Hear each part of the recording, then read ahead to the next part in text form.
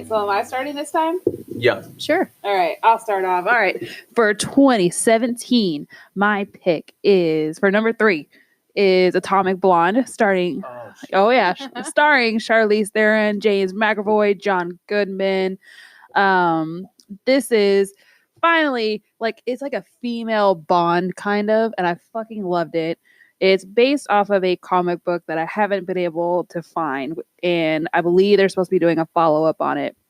Basically, Charlize Theron is trying to uncover, find out how an agent got murdered, because I think it was an inside job by another rogue agent.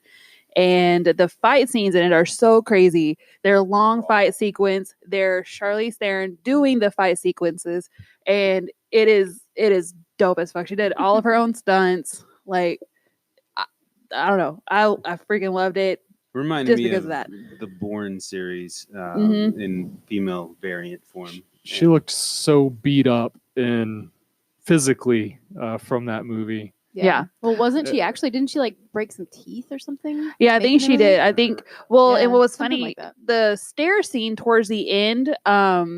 I think the whole shot was a couple of minutes long, and she kept saying "Okay, I can do it better. Can we please redo it?" And she said the poor stunt guys that were falling down the stairs, they were willing to redo it each time whenever she asked to, but it was.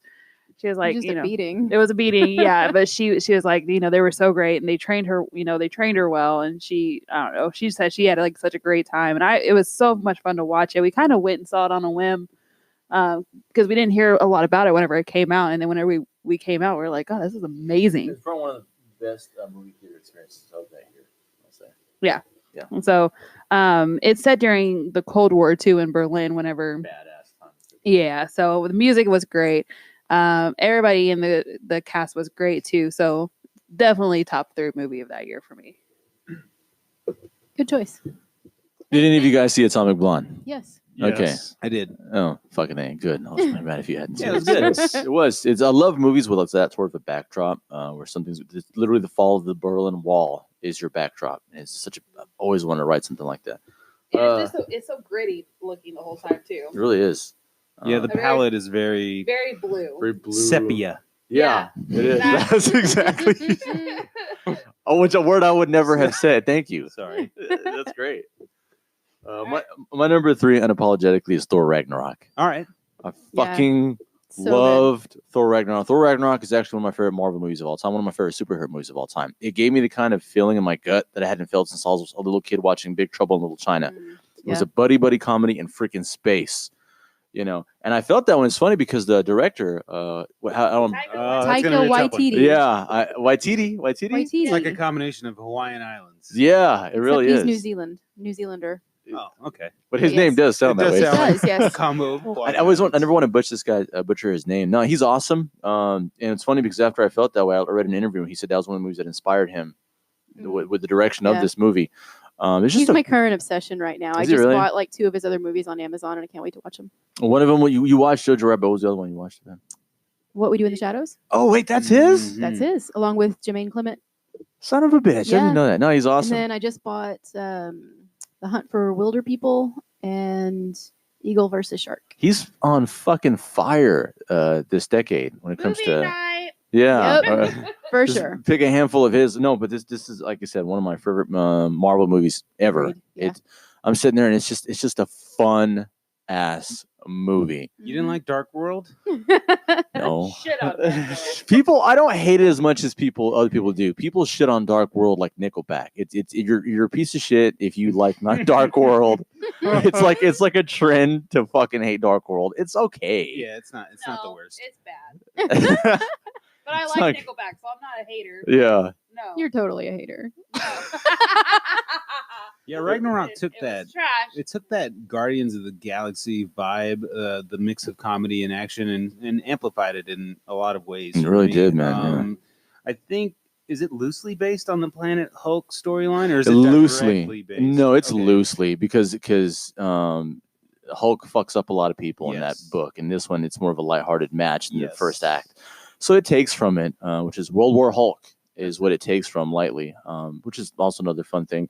But no, again, that's my number 3. It was going to be tied with I had a hard time deciding between this and Get Out. And Get Out was maybe like somebody else will talk about it. I'm pretty confident somebody's going to talk Maybe about so. it. Yeah, So. Sadly. but that's my number 3. Nice. That's a good choice. I like it. Are Is you that your changing number your 3 mind too? about your number 3? Maybe because it. Don't go with your heart, Heather. Well, my heart. This movie Says may Taika end up Waititi. Hider. Yes, but I love him. No, I'm gonna have to go with Patty Cakes. Has anybody at this table seen that movie? No. That's a negative. Oh, Heather, bring it All right. We're all gonna write it down. All right. We just don't have to. So essentially, it is this. She's probably early 20s, maybe. Heavy set, poor white girl who is dreaming about being a rapper, Oh, and she's got like real skills. why are you looking at me? This is your area, Sasha. And so she comes from this really poor neighborhood in New Jersey, and she's working at like a diner or something. She's a waitress, and but she has these big dreams, and like she meets this kid and on the street, and they just kind of are, killing it as far as making music goes. Not to anybody, not producing it or putting it out to anybody, but just like in an abandoned house, they're in there just jamming, And her Nana comes along with her, who's like this 90-year-old woman, and she gets really into it. And they shoot this music video, and throughout the whole movie, her mom is telling her that she's just worthless and she's never going to amount to anything. And I don't know, it's just this kind of uplifting story, and she's got really good skills. It sounds So- like 8 Mile. With It kind of is. a woman in it. It is a little bit, but I really enjoyed it. Well, that's an interesting one. And Is this I'm an shocked American I've never heard movie? of it. Yeah, What was the name of it again? Patty Cakes. Who's I think it's all P- one word. right? P-A-T-T-I TTI. Cakes. Patty Cakes. Is that a rap name? Yes. Ah. Yeah, her name is Patricia something. I had to look it up earlier because I couldn't remember. Patricia Dombrowski, aka dollar Killa sign. P, aka she- Patty cakes. Cakes. At the end Yep, of cake, she's got yep. the dollar sign. Well, that's very honest. But there's a lot of kind of no-name people in the movie for the most part. Although you've probably seen Danielle McDonald in some other things, just kind of in the background, not so much leading. Yeah, You didn't tell me her nickname was Killer P. I was trying. All right. You weren't listening. But it's just Is it real life? an uplifting movie. I don't think so. I don't know that it's based on something. I don't know, to be honest with you. It was just one that we kind of saw. It came and went in theaters in like no time. Is this set in the South or in And Detroit, or where the hell is this movie New set? Jersey. New Jersey. Oh, jeez, that's Mhm. awesome. She was trying to tell you. You weren't listening. Yeah, I can't be alone on this. right. Yeah, we're definitely gonna check that out next weekend. It sounds like a good one. So, oh wow, she's actually Australian. I'm a sucker for hip hop feel good stories. That sounds like It one. really is, and it's just, it's almost kind of an innocent movie, despite all of her surroundings and her mother. I think she's an alcoholic or she's a drug addict or something. What rated is it? Is it? I don't know. It doesn't. You're having to look it up, so it's certainly not a hard R. No, It's no. an for R. sure. It is an It's R, yeah. It's Fine. R, probably more for language than anything else. Got it. because there's Yeah, not. they're rapping. Yeah, well, just that in the community that she's in, it's In the hood. yeah, exactly. Hardcore. Jersey. But it's Jersey. a good movie. I recommend it. Cool. Nice. Checking that out. Got one none of us have ever heard. I think that might be a first time that someone has Maybe. named a movie that none Although of I us think have one of ever my top even heard picks of. in another year, nobody had heard of either. The bird one. I heard of it. I heard of that one. Morgan I heard of watched that. it. He's a bird watcher. Okay, you That's have fair. No, I believe it was only lovers Uh, left. I like alive. watching Hawks. Fair enough. Vultures. My number 3 is Get Out, directed by Jordan Peele. Yeah. good pick. Good Good pick. pick. That was gonna be my number 3. Good choice. So, I mean, I'm a horror movie buff. I'm waiting for the rebuttals here. I'm sure they'll come, but I'm glad there's some people I at this thought it table. was overhyped, honestly. All right. I didn't see it till well after the fact, but I enjoyed it. I like the inversion of a lot of comfortable storylines in this. This is based loosely on, I guess, Who's Coming to Dinner, I guess, Yeah. with Sidney Poitier Mhm. from the Yeah. 60s, I want to say, where African-American gentleman is taken to his white girlfriend's parents' place for the weekend, and then even without race involved, that's just like a situation that is generally uncomfortable the first time, meeting your in-laws for the first time. I can't speak for everyone at the table, but sometimes it puts you on edge. It's you don't know what's going to happen. So we're sort of thrust into this very early on with Daniel. I forget his last name. Oh yeah, I have no idea how to pronounce Take that back. I can't ever pronounce it, but No. yes. So we're thrust in it pretty early on. Koala. It's K-A. Yeah, God. Kaluuya? I mean, 2 out of the Maybe? first 4 movies we can't pronounce people's names involved in it. Oh, it's terrible. It's a good sign. That's a good sign. So we are taken along. Oliver is What's a up, marriage Oliver? for you. Get Yes. out, Oliver. He Pronounce his name right. we're taking her on this journey where he's introduced to this family, and very quickly it's noticeable that things are a little weird at this house. And this is one of the only movies that I can remember where, because in horror, it's like there's been a lot of movies with the neighborhoods being the center for the violence, Halloween, Scream, Small Towns. But in this movie, the neighborhood is the producer of the violence. Like the actual house itself, I don't want to spoil the whole thing, but it's the haunted house. It's the horror house. It's where everything is going on. And your character, the one you're aligning with, is smack dab in the middle of it, and it's progressional. The tension builds and builds. There's little nuances. It's one of those movies you kind of have to see twice immediately after if you really want to deep dive into it. But there's obviously a ton of social commentary that I won't mention too much on here because it's just at its bare bones level, it's a really good horror movie and a psychological horror movie, and those really are up my alley. I love them. And Bradley Whitford in this movie was exceptional. So creepy. Perfect casting. He does such a Yeah. good job of making you lull you into the comfort zone along with Daniel's character as you're being introduced to this family. He like makes it seem like nothing's wrong, and there's a couple of lines where he's trying to win over his potential son-in-law and just make him feel like that guy, like that dad that you're being introduced to, who you're dating his daughter, and he's just easing you along. But at the end of the day, he's got these menacing, malevolent sort of intentions and motives. And he's that same guy from Handmaid's Tale too, right? Yeah. Yeah. Yeah. West Wing. Yep, that's where I knew him from. But prior to this, Yeah, Bradley Whitford is a really good character guy, and he shines in this movie. And so does the mom. I don't remember her name. She's great too. Keener. Catherine Keener. Catherine Keener's badass. Yeah. Fucking movie.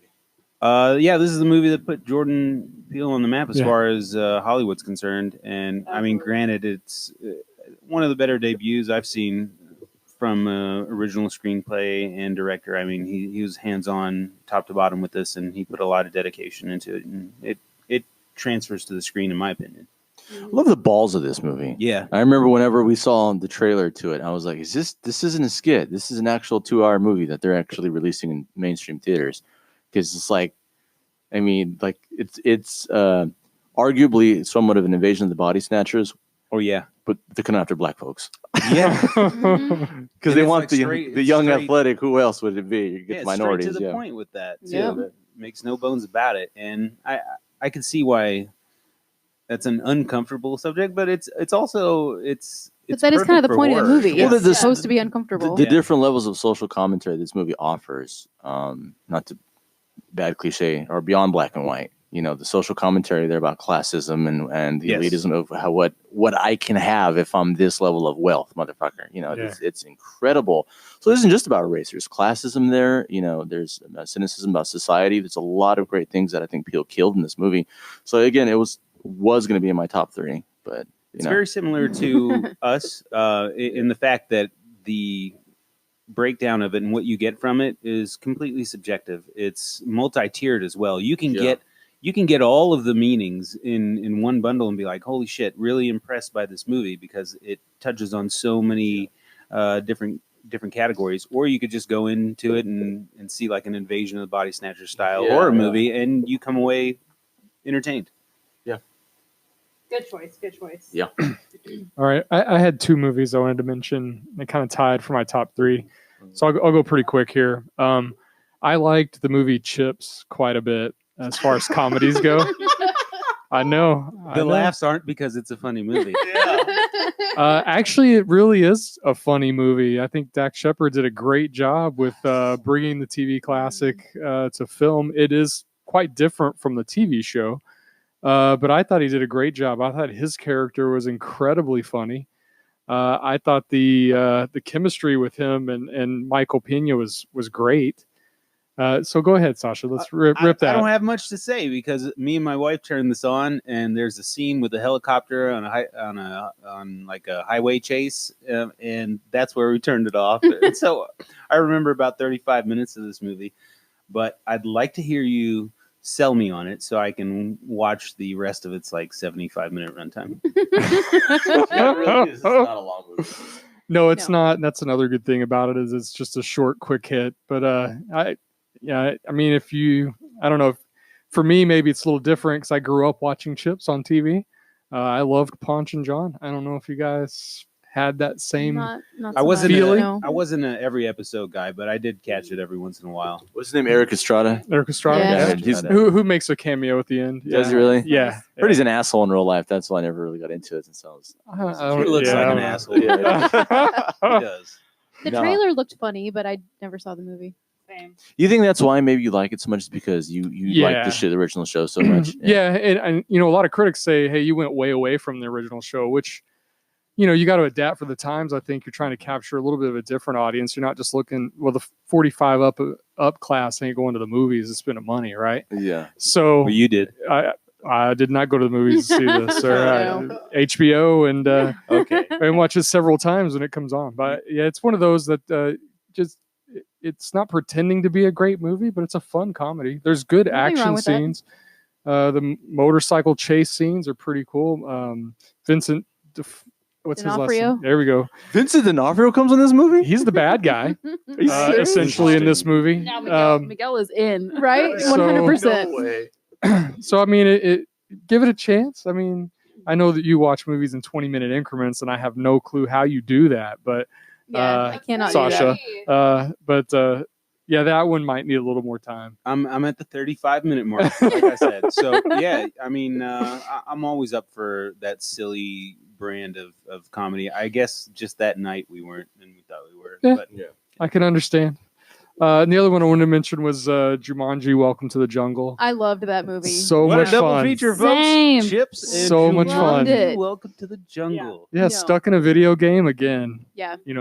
Right back in my alley here. It's on my honorable mention list. Yeah. I had a great time with that movie. Yeah. Is it the best stuck in a video game movie ever made? 'Cause And there- I don't know there are about a couple. that, There's but Stay it's a fun Alive. one. Do you remember Stay Alive? That piece of shit. Oh, stay alive. Yes. Oh, that was- Lord. Tron, arguably. Stuck Yeah. in a video game. That's Tron a good one. Legacy. Yeah. Mhm. Anyway, another day we'll have that discussion. But you get The Stuck in a Rock video and game. Kevin Hart and Reese Darby and Karen Gillan and Yeah. Jack Black. Jack Black's in it. I yeah. will say it didn't disappoint me like I thought it was gonna. I mean, all these remakes and this wave of just rehashing stuff that we grew up with in our most of us grew up with in our Oh. childhood. But anyways, this Care Bears. Jumanji, Jumanji, Welcome to the Jungle was Smurfs. well put No. together. Yeah.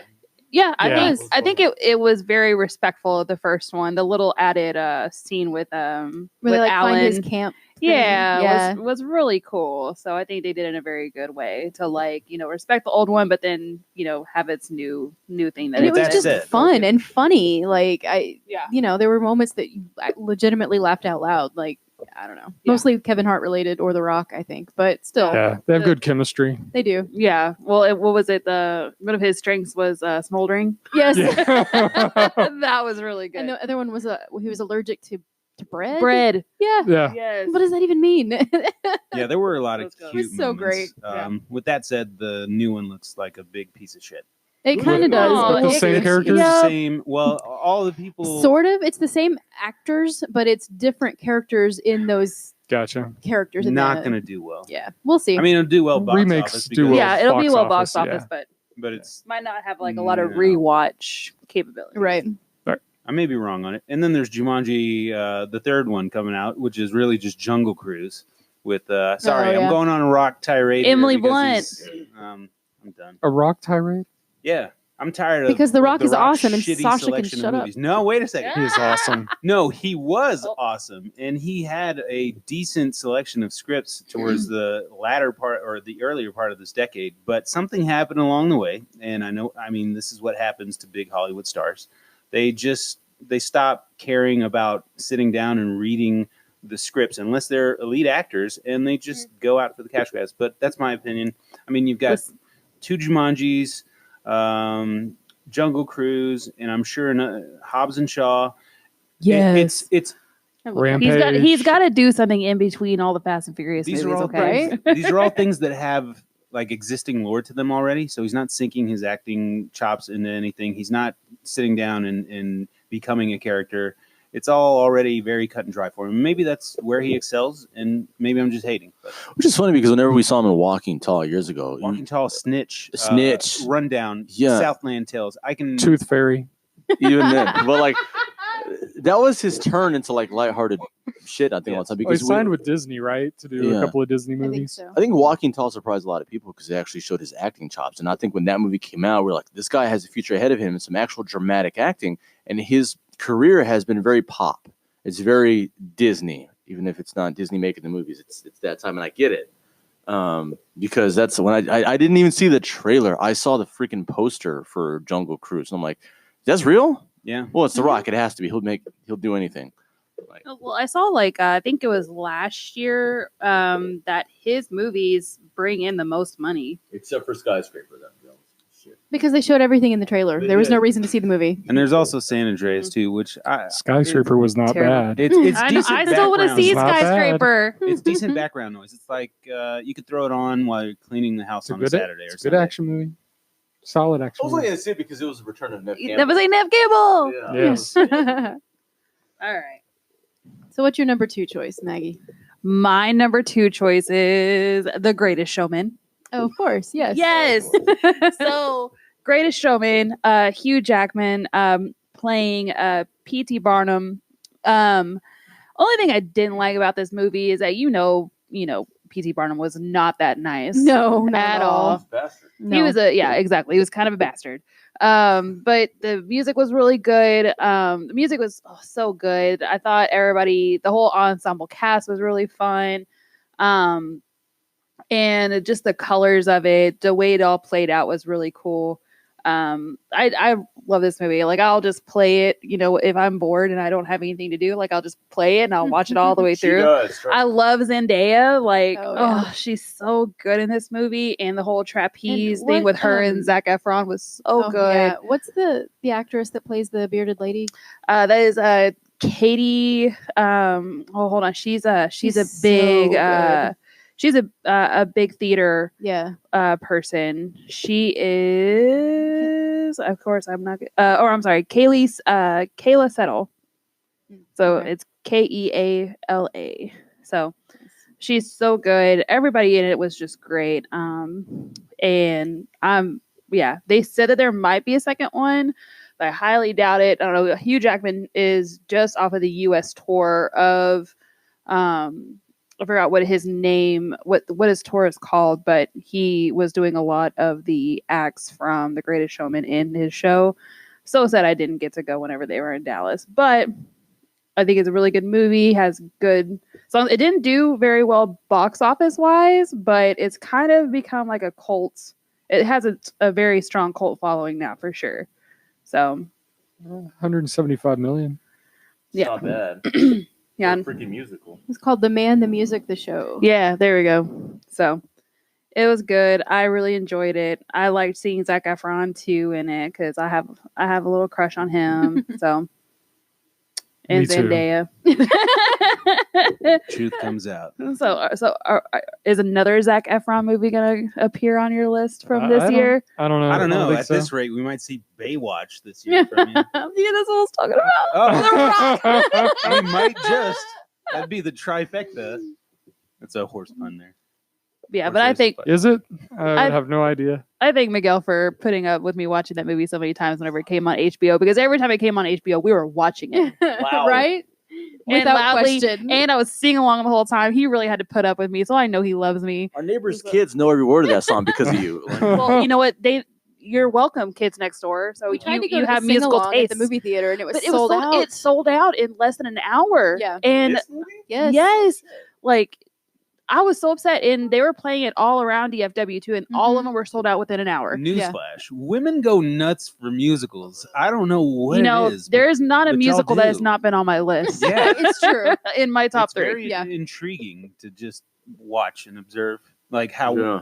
it doesn't matter. Women are just into musicals, kind of like guys are into action movies, even if it's a piece True, of that's shit. a cliche that has so much validity to it. I Yeah. mean, the one musical that I like that I actually care about is South Park Bigger, Longer, and Uncut. A filthy, obscene satire. I But started that's it. Grease for the first time, maybe like a week or two ago. Tell me more. And Oh no! as I'm watching it, I'm like, this isn't that bad. This is It's not. kind of Grease, fun. Grease is it's a respectable classic. Until your wife wears it out. I mean, That's her holy Greatest crap. Showman? Is Dirty Dancing a musical? No, No. No, Not really. Never. it's a romance. Romance. Okay. Yeah. What There's about music in drama? it, but it's not a musical. I take it back. Rocky Horror Picture Show. Yes. Yes, That's the musical that I like. But that's one of those things where it transcends gender. No pun intended. All the Disney movies, all the animated Disney movies are arguably musicals as Yeah. well. True. the '90s ones, at the least. older ones, yeah. Well, even the Aladdin's a newer musical. ones. Yeah, the piece of shit. remix. Repo is my Remakes. favorite. Which one? Oh, yeah, Repo, the Repo, genetic yeah. opera. I remember Oh seeing that. yes. That's Okay, my I apologize. favorite. That's another badass one too. So, what is your opinion of Chicago? Never Also seen it. awesome. What? I love it. Really? Have never Who? seen it. No, I Get I out. will never see Get it. out right now.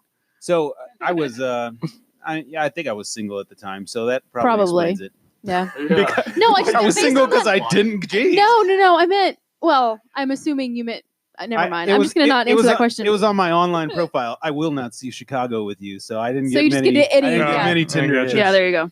No, Tinder wasn't in my mind, around I'm in thinking 03. before Mona. So I'm like, Yes. yes, that was probably before. Yeah, her I when went it Oh came yeah, out. that was so like that's way where long ago. why I was Yeah. answering that question. Chicago's Sorry. old as shit, right? Chicago, yeah, for Old sure. as It's like shit, but it's 2003. 03, 04? Yeah. Yeah.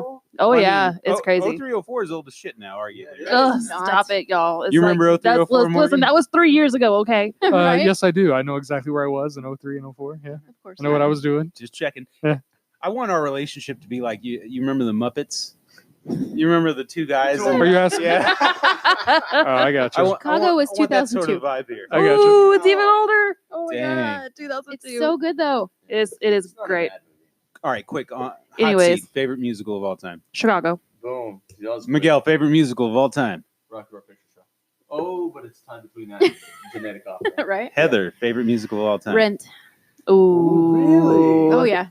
I got to go with Aladdin just because it's the first one that comes to mind. I don't. Animated I don't I Aladdin? don't have any. Animated No, Aladdin. animated Aladdin. Okay, Oh, good. yeah. You know how I Right? feel about Yeah. the new ones. Yeah. If you want our opinion on Aladdin, I will include that link in the description bar down below. But spoiler alert, it's trash. Go flush your toilet, and it's Aladdin in a nutshell. Right, Yeah, Morgan? I don't so- have a You have favorite. one? No. I mean, Rocky Horror Picture Show is the only one that I would go to over and over again. Well, that sounds like a favorite thing. Yeah. But I. That qualifies. But if I never see it again, I'm okay. Oh, I would Fair be so enough. sad if I never saw that movie Me again. too. That's my Halloween every year I watch. Right? I love it. My number 2 is The Post.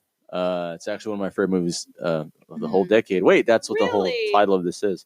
Yeah, it absolutely is. It's not just my favorite of the year. It's actually one of my favorite of the entire decade. You love your newspaper dramas. Damn right, man. Yeah. This is not as good as Moonlight, but it was pretty damn Spotlight. good. Spotlight. Moonlight. Spotlight. Yeah, it's confusing. It's not as good as either of those movies, but it's a really, really damn good movie. I waited for years for them to make a movie about the Pentagon Papers that I think that just this generation could relate to, and they finally really knocked it out here. It's Steven Spielberg. He knows what he's doing.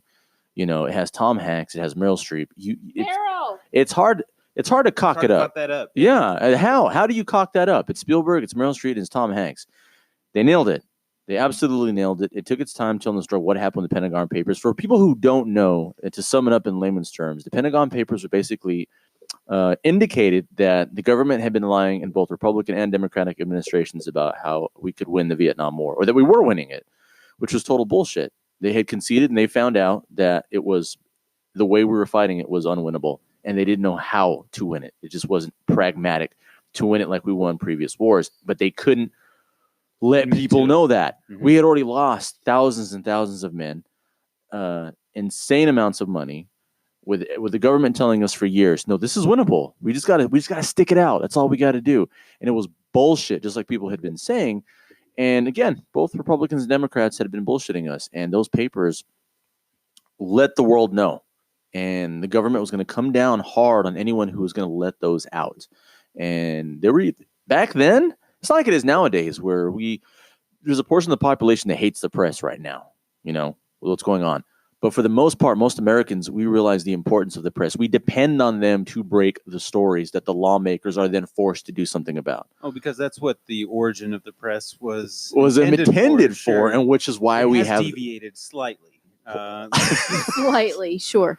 the First Amendment. Not that it's the First Amendment for a reason. Correct. Yeah. Well, I feel personally we're all the press now. Is just The just common people. folk. Yeah, the people. That's Yeah. that's so scary and sad. It is. I don't want to be the person who the fucking country has to depend on to get the realness out Well, there. they No. aggregate your data and they turn it into the media now. That's what.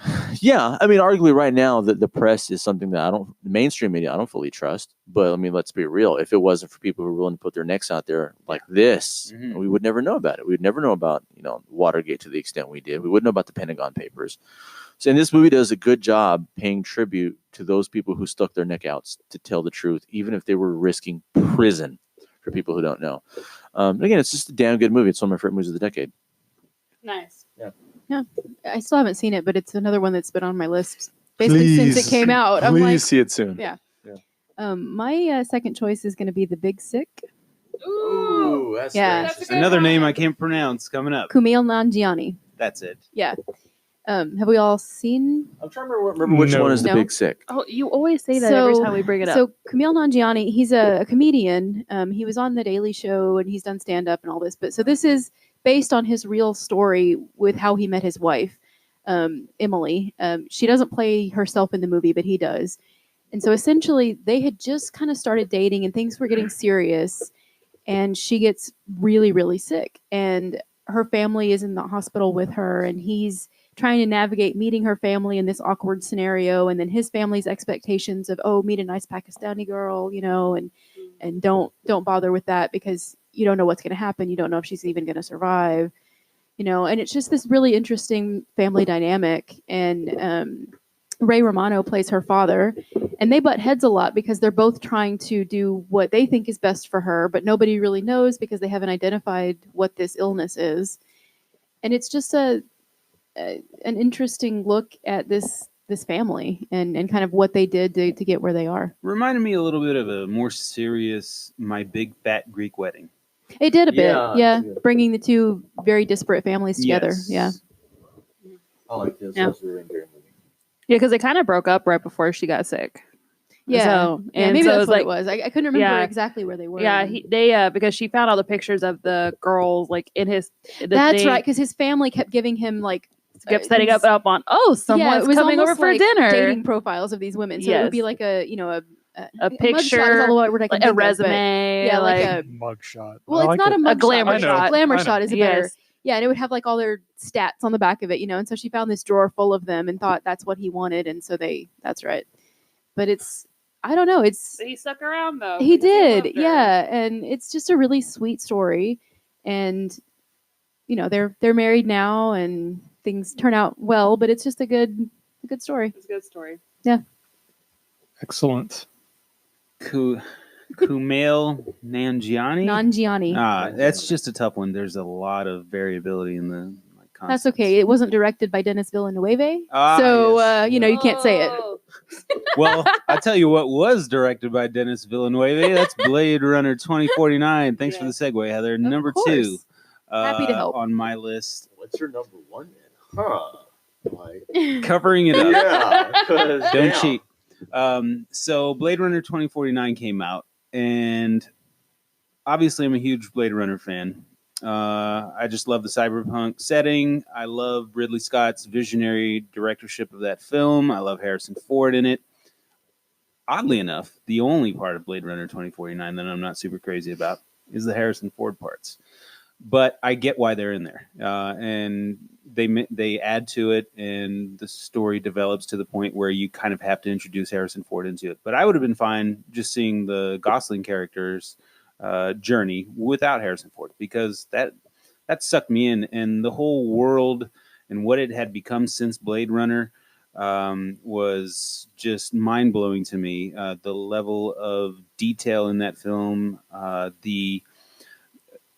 it's a hard movie to talk about because there's a lot to it, but at the end of the day, it's just one guy's journey he gets intrigued enough to figure out what he is, who he is, just like Blade Runner, and he gets kicked off on this journey, and then the whole movie is him unraveling piece by piece of the truth of everything around him, the system around him, himself.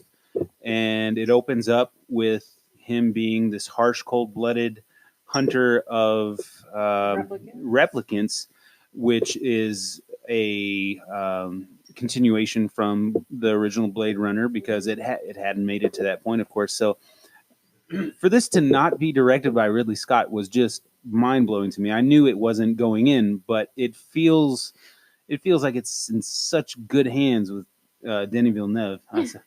I know. I wanted to say Villeneuve. But we got it, right? It's working. I just think this was the movie that he was destined to direct. And I feel the same way about Dune, that he's destined. Oh my God. Is he doing Dune? Yeah. I Yeah. want to say he is doing Yeah, Dune. he's doing Dune. So were Yeah. you a fan of his before this movie? Well, I have named every movie that he's right, directed. but did you see them at the absolutely. time? I saw them live and Okay. as they were coming out. I did not see his first film. I don't remember the one that put him on the. I was looking for that last It's called. weekend. I want to say it's called Incendiary or Incendies or something strange. Incendies, I believe That's you're correct. it. Yep. Okay, I did not see that one, but everything after that I watched in real time and loved every single second of it. And again, maybe I'm a homer because he's from my province of Quebec, and we don't get a whole lot of people that break through to the American mainstream from there. It takes a special visionary and a special kind of mind to do it. And Blade Runner, to me, is more of a representation of how strong of a decade he had, just building up to this point where he could handle something like Blade Runner and the world, the craftsmanship. I have at least been sort of hinting on this gradual progression in his career. And to me, Blade Runner, it's not his best movie of the decade, but it's his grandest. It's definitely the largest scope and the biggest, the most ambitious for sure. And he pulled it off as well as I think Ridley Scott could have done, if not better. So that's saying a lot too, because Ridley Scott's one of the greatest directors of all time, in my opinion. Yeah. And so, the Gosling character, Ryan Gosling, gets kudos from me too. And here, I mean, he is ridiculously good in this role. He makes you believe the wide spectrum of emotions that character goes through, because at the end of the day, it is sort of a discovery of his emotional capacity by the end of the film.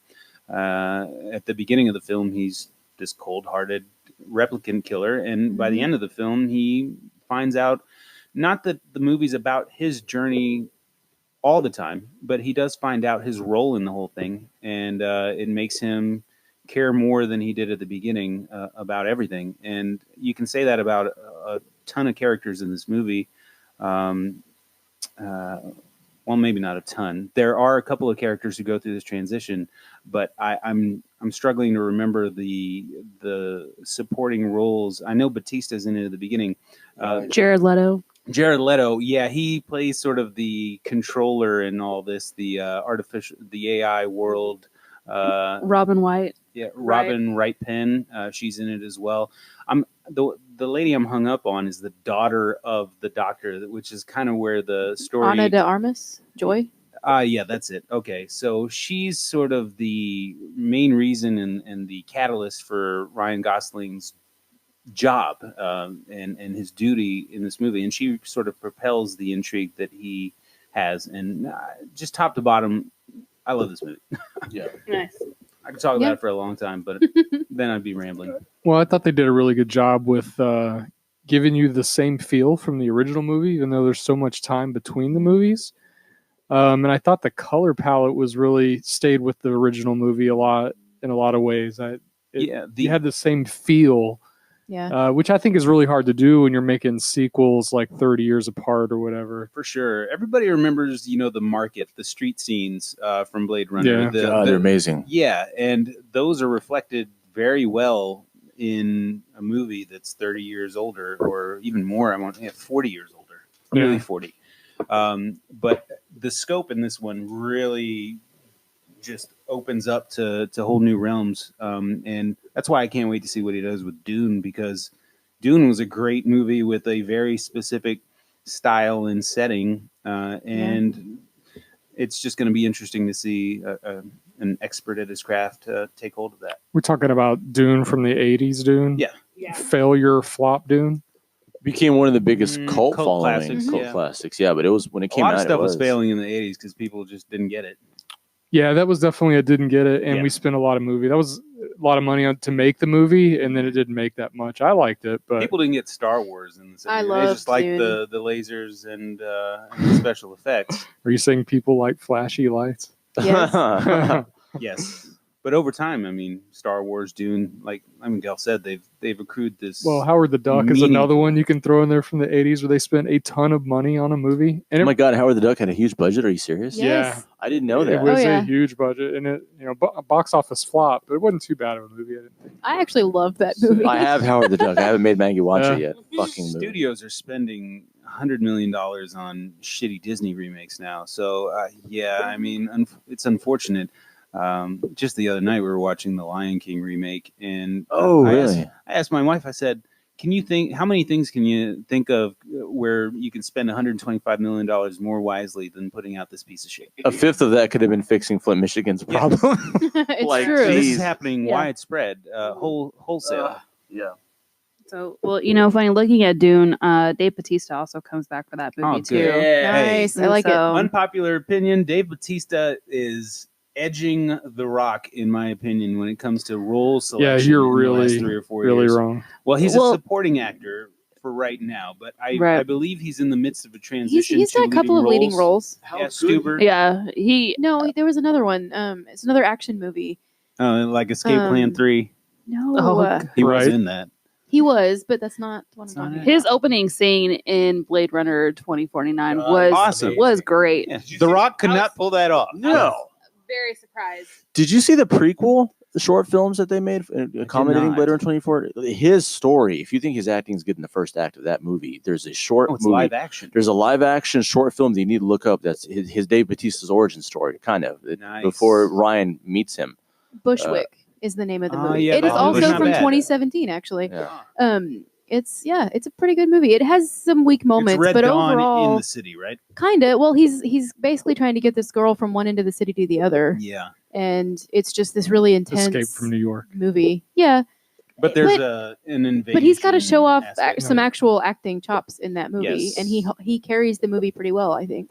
Yeah, he's picking a variety of roles. There's a movie where he's a supporting character that I'll talk about in 2018. But I just personally, I've been a fan of wrestling for 30 years, so it's always Of course you interesting. have. Well, I'm not anymore, actually. So, but in the glory days, yes, I was a big fan. So it's fun to see some of my childhood favorite wrestlers extend their careers in the realm of Hollywood, and it's very interesting to see the ones that do better on the big screen than they did in the ring. And look, The Rock is like top 3 personalities in wrestling all time. If you ask 100 people, 99 of them will say The Rock's in their top 3 all-time personalities, probably with Stone Cold and Hogan. But anyways, it's interesting to Ric see Flair. that isn't translating, for me at least, on the big screen. He's just not. He's not the same. There's something missing there. But Batista has actually made me respect him more than I did As a wrestler? As a wrestler, in his promo work, he was not a good promo guy in the ring, and now he's a guy who can hold his own with Ryan Gosling and set the tone for one of the best movies of the decade. Hell Fair enough. So, what is your second choice, Morgan? Atomic Blonde. Ah, good job. Yeah. The only thing I would add from the earlier conversation is I loved John Goodman's character. For Oh, me, yeah. his CIA agent guy was so good in that he was such a jerk. And then, turns out to be, kind of a pretty major player there in the whole thing. But yeah, great movie. I constant action. I'm with you guys. I really enjoy that Cold War spy movie, that Berlin Wall falling. Just a great backdrop for a movie. All right, Maggie, start us off with number 1. Oh, that was fast. Okay. So my number 1 movie, which is going to be very unpopular opinion, Miguel's looking at me now. It is the Lego Batman movie. It's so fun though. It's so fun. Yeah. I Love Lego movies. I Yeah. have not laughed in the theater as much as I laughed at this movie because it's Oh, you everything. didn't go see Chips? No. You're a jerk. You're a big jerk. Missed that one. Maggie was in fucking tears. I was dying when we watched this movie because we went to the theater. I really wanted to see it. Of course, it's animated. Of course, I wanted to go see it. It's about Batman, and they just play up all of Batman's worst qualities, like all of his worst qualities. Like he's a brat. He's a loner. He's a jerk, loner. he's a Yeah, he's like. He's so self-absorbed, and it is great. And Will Arnett, who does the voice for Batman, is absolutely great in it. Just all of the voice acting is hilarious. Like, oh man, it was so good. It was written by Seth Grahame-Smith, who also wrote Abraham Lincoln Vampire Hunter, and he's done a lot for TV. I like him. Yeah, he's also Put him on the shelf with Jason Bateman. Right? Yeah, he also helped write Pride, Prejudice, and Zombies, the movie version. I like But, that. oh, one. actually- Yes, I think he actually wrote the book too. I could be wrong, but he also did the new Dark Shadows movie. But he's also writing and producing like serious stuff. Like he helped produce like the new Child's Play, the new It movies. He's done a lot of that. I've seen Child's Play. It's not serious. Well, not serious, sorry, but he's outgrowing just the animated comedy scene. So I'm not planning on watching Child's Play, but still. I'm not either, but for different reasons. But That would be the shortest MadMaggs review episode of all time. yeah, not You and Miguel interested. would come on and Yeah. say, "Well, this movie was a piece of shit." Yeah. Talking about John Done Ritter. And done. John Ritter, Child's the, Play? the remake. No, the remake of the Chucky movies. John Ritter, Oh. Child's Ritter was Play. in Child's Play? No. There is No. a movie. It's called. He's thinking Problem Child. Problem Child. Yeah. There you Oh go. my god! I'm gonna say, don't Kids don't suck, you you know? I don't used to always you get like those throw confused his as name in the well. mud, sir. But yeah, Lego Batman, best comedy Wait, John ever. Ritter did come on I like Chucky. it. Yeah. It is. Did he? I could talk like just how Sasha can go on about Blade Runner 2049. I can go on about the Lego Batman movie. Right. I want there to be a second one so bad because I'm. Pretty Oh, funny. It is. Oh, there Yeah. will be because Hilarious. it made $200 million, and the Lego franchise as a whole is probably nearing the $1 billion. Easily. Mark. Yeah, Marketing it made worldwide. Yeah, $311 million. God damn. So It's just a bunch of Legos. like so good. My favorite thing is Quit when defeating. they have Lego sets based on movies that are based on Lego. I'm like, why? Like my brain Right. can't handle this. Yeah. I think like just the funniest thing is whenever Batman's talking to Alfred and he's like, I'm not trying to peek at your list, I swear, Sasha. I can't see it from I can here. read upside down. Miguel's also trying to peek at Sasha's list. But whenever he's like, I think it was like he had to go to the party. He's like, you have to go to the party, and he's like, no.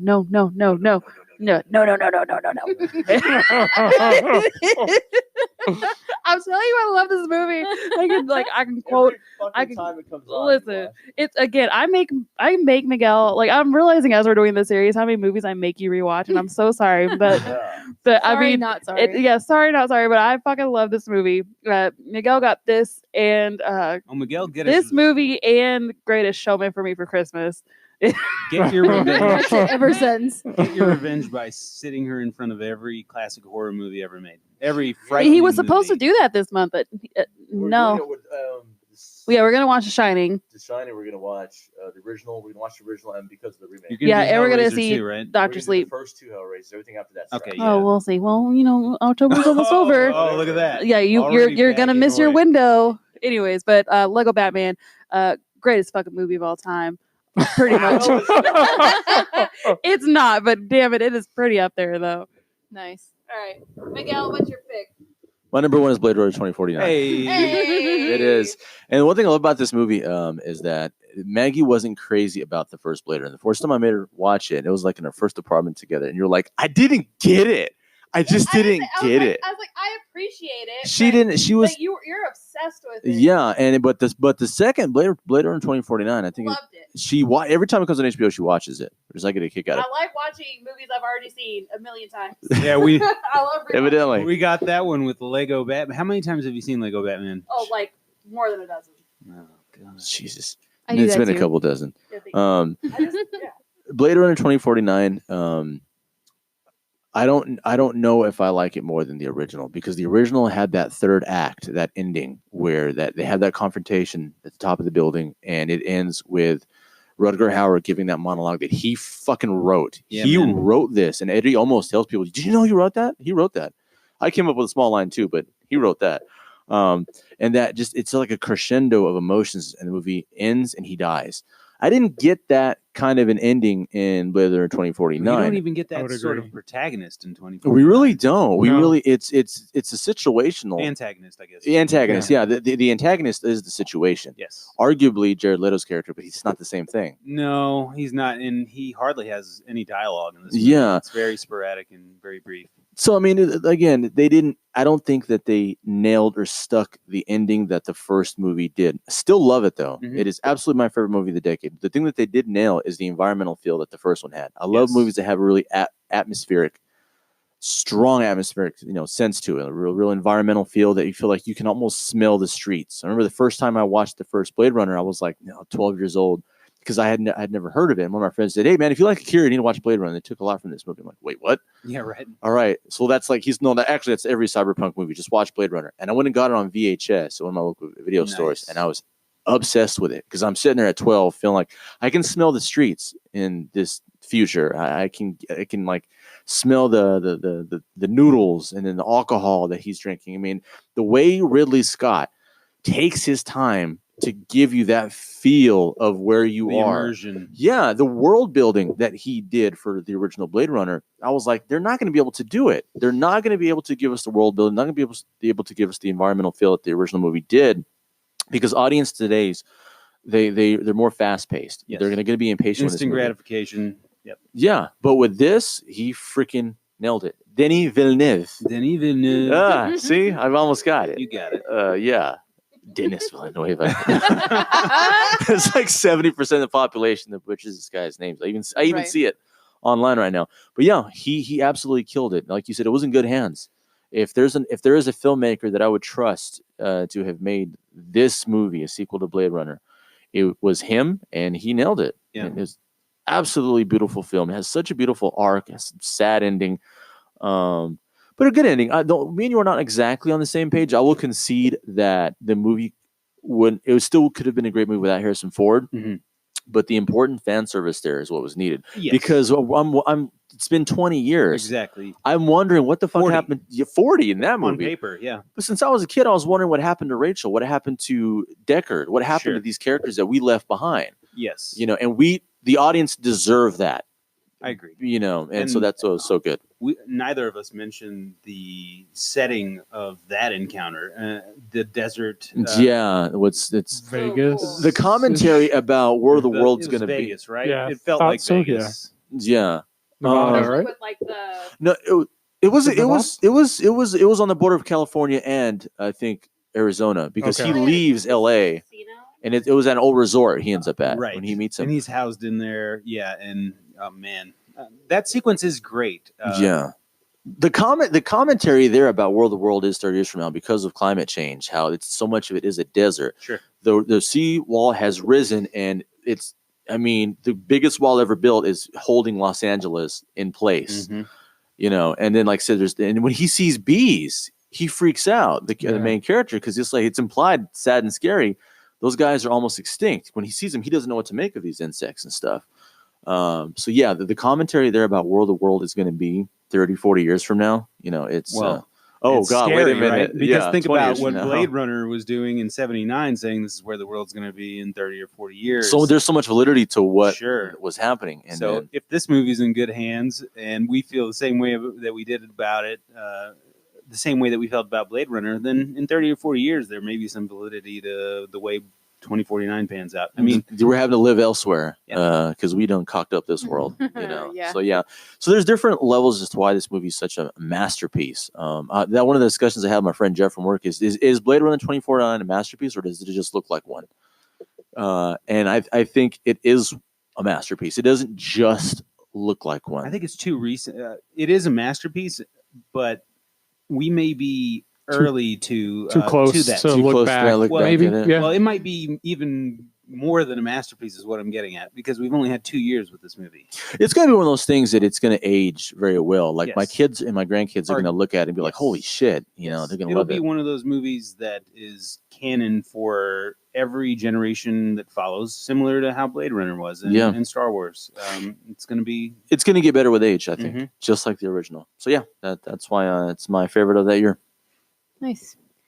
Mine is not a masterpiece, but I love it. It's The Hitman's Bodyguard. F you, Heather. God damn it. Oh, we've got Did duplicates. I do it again? Yes.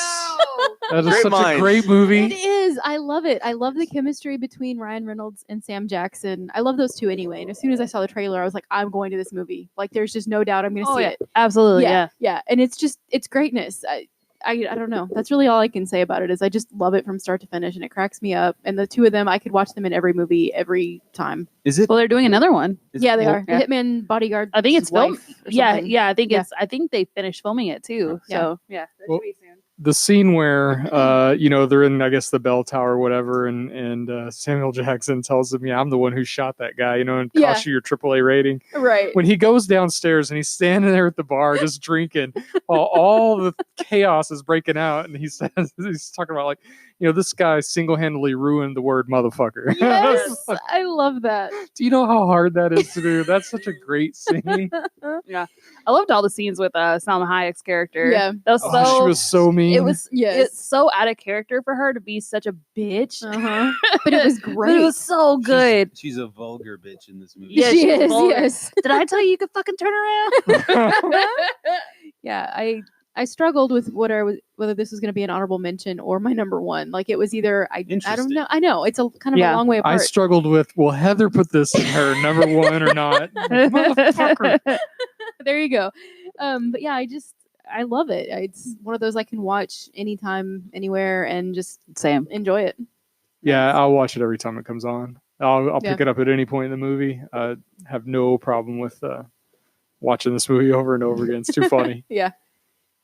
All right, Sasha, it's going to end with you, bro, since that was also my number one. All right. All right, Sasha, what's your number one pick? My number one for this year is Wind River. starring- we've heard. Oh, that's an honorable mention. Okay. I'm glad it's your number one. It deserves it. Jeremy Renner, Elizabeth Olsen. So this isn't typically my style of movie. It's somewhat of a slow burn.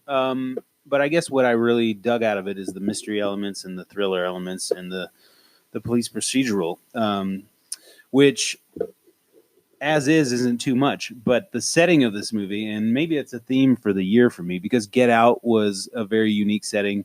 And Blade Runner 2049 was exceptional. And Wind River is like the natural world setting that I really, really dig into when movies get it done right. So I think this was filmed in Utah during the winter, but it's supposed to represent Indian Reservation, Wyoming.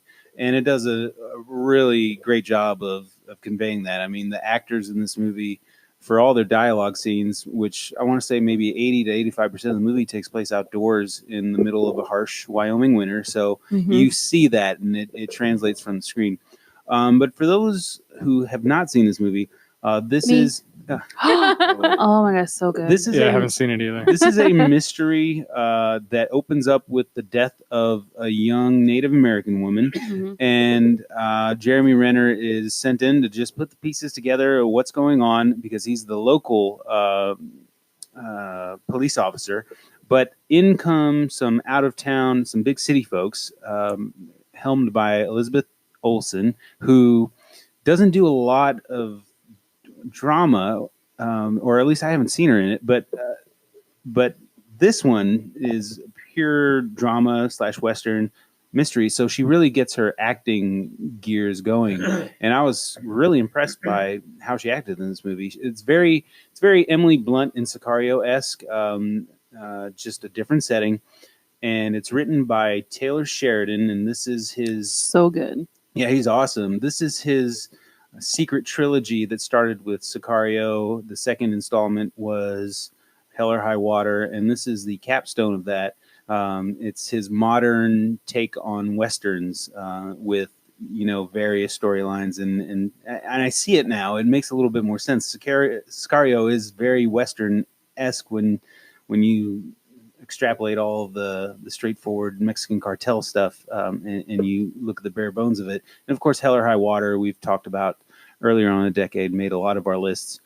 Wind River was a really emotionally resonating movie with me because it's based on true events, but it's not based on one event. It's sort of a version of all of them put together, Right. because this Native American, well, I don't want to give away too much, but anyways, there is some rape that's involved in the crime of the killing of this young girl. And apparently Native American women are raped on a scale that far supersedes any other race in this country. It's like 6-to-1 ratio, or something. I've read the articles of how much more they are the victims of than any other race, and that was intimidating to me to realize and to dig into. I think it was rape and murder, I believe, too, wasn't it? And it comes down to a lot of weird, wonky laws and regulations based on the territory and the Indian reservations and who has jurisdiction and all this bureaucratic bullshit that gets in the way of allowing people to take advantage of it. And when I was watching this movie afterwards, this is the only movie I think I have a quote from the movie that just sticks with me. And the quote that ends this movie is, "While missing person statistics are compiled for every other demographic, none exist for Native American women.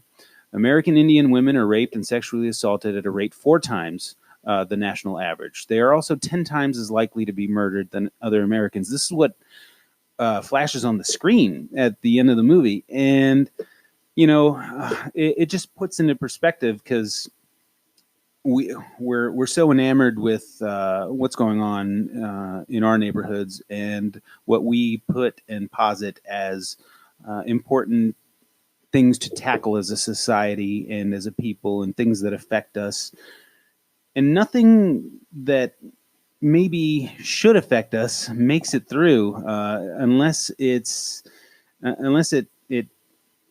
happening right at your door, I guess is the saying. Right. And this isn't happening right at our door. We don't live in the Pacific Northwest. We don't have a gauge for how serious of a problem this actually could be. And it's just a couple of 100 miles away, 500 or 700 miles away, until you get into some of this more rural landscape of the United States that seems to still be entrenched in a very archaic way of looking at life and dominance over territory, and racial dominance specifically, because a lot of these women that are taken advantage of by people stuck in a pioneer mind state of establishing domain and power over weaker individuals. And whether you know it or not, we went to St. Louis earlier this year, and which is not quite that same area, but not far from it. Sure. And they have all these displays of kind of how the city was founded, and this is at the Arch Museum, and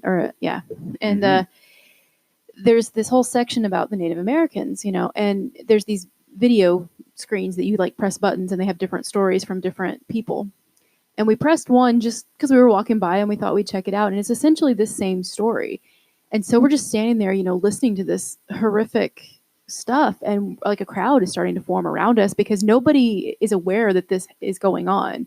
And this is not, videos from 20 years ago, 50 years ago. This is today, so it was, I don't know, it was a real eye opener just to see that, and just because we happened to press this button and it played this video. Yeah. The entire, just the pioneering of this country and the way that it was handled, it does have a residual leftover semblance of it in these parts of the country that we don't get a bird's eye view into unless something comes along like this. And Taylor Sheridan cares enough about it to the point where after the Harvey Weinstein stuff came out, interesting tidbit here, because this was a Weinstein Company film, he walked into the exec's offices there and he wanted the logo of the Weinstein Company removed from any attachment to this movie because this movie is basically speaking up against something that, has an owner that is an accused of owner those that things. is a microcosm of the Perpetrator. bigger problem. Yeah. Yeah. So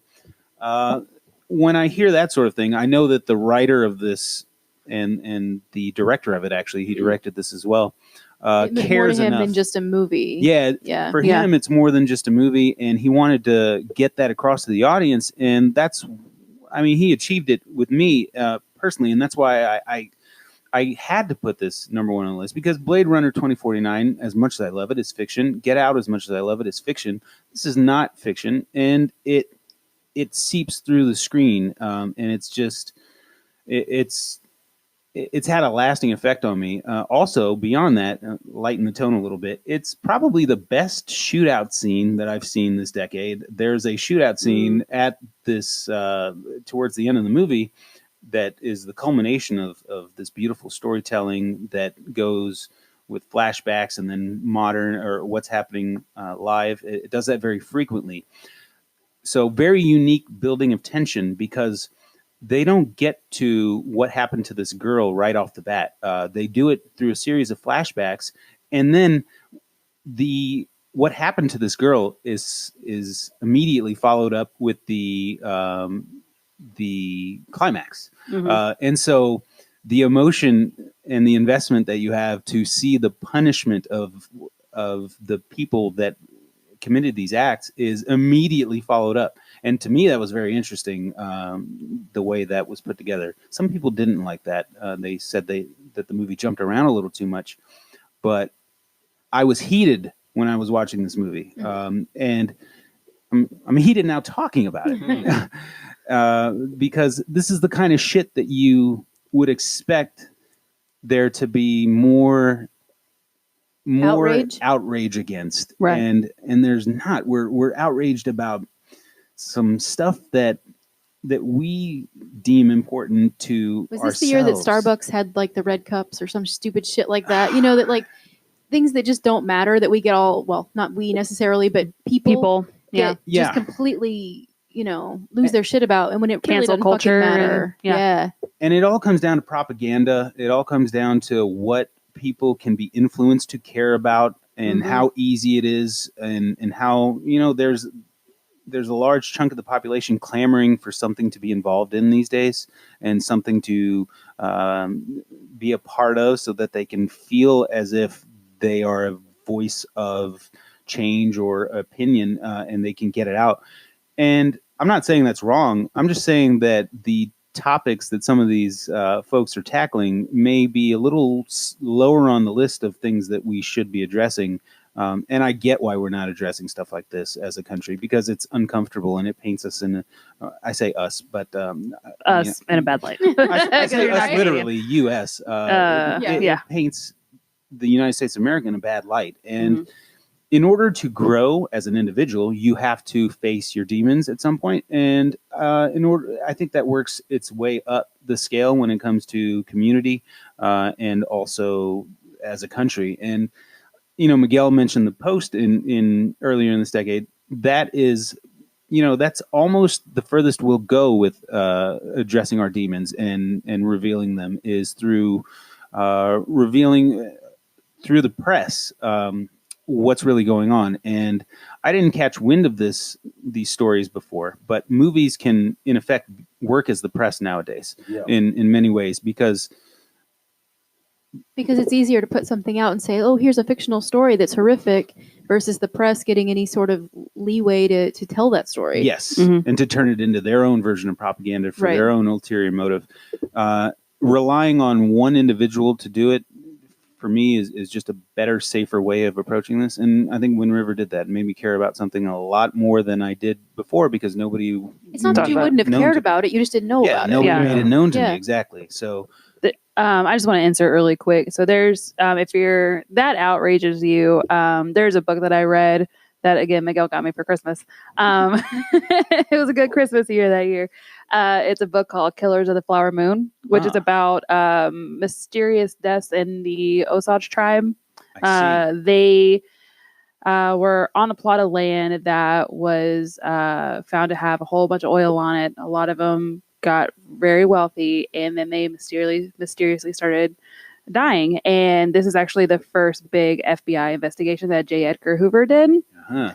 And Martin Scorsese is actually making a movie of it. Of course, Robert De Niro is rumored to be in it. Leonardo DiCaprio is Every confirmed. Scorsese movie, it Right. seems. Yes. So he is planning on doing that. I have the book if you want to read it. I read it in a day and a half. So I remember You that, have the actually. actual You book, were- not yeah. audiobook, right? Yes. It's the paperback or the paper hardback. version. Oh, nice. Even So, better. yes. Yeah. Miguel only will buy me hardbacks. Good. But I mean, Yeah. I don't mind. I'm down with whatever. But it only had been out for I think a couple of months at that point whenever I got it. So it was great, and that will also like make you super angry. So I'm glad that it's sad that we don't hear about these type of stories unless there's a movie Yeah. coming out It's about weird, them. too. But I didn't know that it was going to be made into a movie whenever I read it. I just happened to do some research, and then of course I Googled the title and try to look and see. And one of the first things I see is Martin Scorsese has already bought the rights to it. So it's like, okay, well, now a whole bunch of people will be exposed to what was really happening during that time. So Right. yeah, I'm right there with you. Cool. All right, That's so Wind River. Yeah, and yes, we saw Wind River. All right. We saw it. Angelica. Remember we saw a real. no, we saw it at Studio Movie Girl in Plano. Remember, because Okay, it was we went it far was for it. only playing in a couple of theaters, but we really wanted to see it. It was like 10:30 at night because Yeah, we it was saw like it at late. 4 or it was at 10, so it was like really obscure Right. times to see it. And of course, we can only see it at like the 10:30. But we talked about that movie for hours after we saw it. And the only reason why it did make my top 3, like I really wanted to make it number 1 because I love depressing shit. But Obviously. but yeah, but I was like, I really these are movies that I just like watch over and over again. And the 3 that I mentioned, I watch over and over. But Wind River, like I always It's hard want to watch over it. and over again. I Yeah. really want to watch it. It's not like my other depressing movies that I have watched before, but I mean this one because it's so real. It's hard to watch, and I love Elizabeth Olsen. Like Miguel knows, like that's my ultimate girl crush right now. And it's a good story, good storytelling. The guy that wrote it, we watch all of his movies, we love them. So it's great storytelling. But it's so hard to watch. But you have to see it though. Yeah. Just It's to an understand what we're important talking movie, about. yeah. Yeah, it's an important movie for sure. Okay, so Yeah, I got to follow that. well, Yeah. I mean, Oh, okay. your already number talked 1 about has your already number been one. said. Yes. So Okay. Sorry, Morgan. What? Wait. Let's hear what you have to say about your number 1. your number 1 is We already talked about it. We did. I don't remember. Yeah. We want to I hear. remember Heather got pissed because she said it Hitman's with you. Bodyguard. Okay, there we go. Yeah. Yeah. Hitman's Bodyguard. Why is it your number 1? We already went through this. Well, we went through why it's Heather's number 1. I He jumped chimed right in. on in.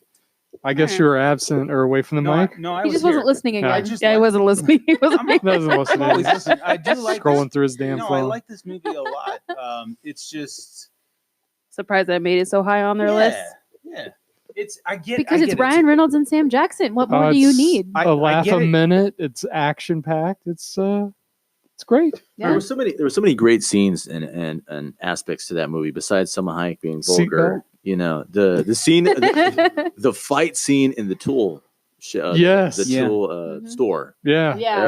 that was great. fucking incredible. The choreography of that. I Yeah. like the subplot that's going on in that movie too. Isn't there like some political? Yeah, he's going to testify against Yeah, and that guy who Gary plays- Oldman's character. It's Gary Oldman. Yeah. Yeah. That's I was trying That to guy. place it. Yeah, For war I love- crimes. I love Gary and, Oldman Yeah. and everything, and he it was a nice addition to this movie. Like, this is a really star-studded cast, actually. Now that I think about it. Yeah. It is. Who directed Hitman's Bodyguard? Someone. Put y'all on the Wasn't spot. Greengrass, was it? I do I not know. Let's No. all pull up IMDb. Hitman's. Okay, who's gonna get it first? Patrick Hughes. Oh, one half of the Hughes brothers, who Yeah. tackled Book of Eli. Oh, and Expendables 3. A slight deviation from. Yeah. Written by Tom O'Connor. Okay. Let's see. It is a fun movie. It's very. Yes. It's one of those movies like 16 Blocks. I don't know if you guys remember that with Bruce Willis. It goes from like scene to scene, and it weaves throughout the streets of the city and different compartments of the street. But at the end of the day, it's also really reminds me of Safe House, another Ryan Reynolds movie. Yeah. It Yeah. is. Yeah. It's a Definitely. lighter comedic version of that, of course. But yeah, I love those movies that move from scene to scene and show you a little bit more of the city. Whoa, why is both of our stuff going at the same time? I don't know. Everything's going Amber off. Alert.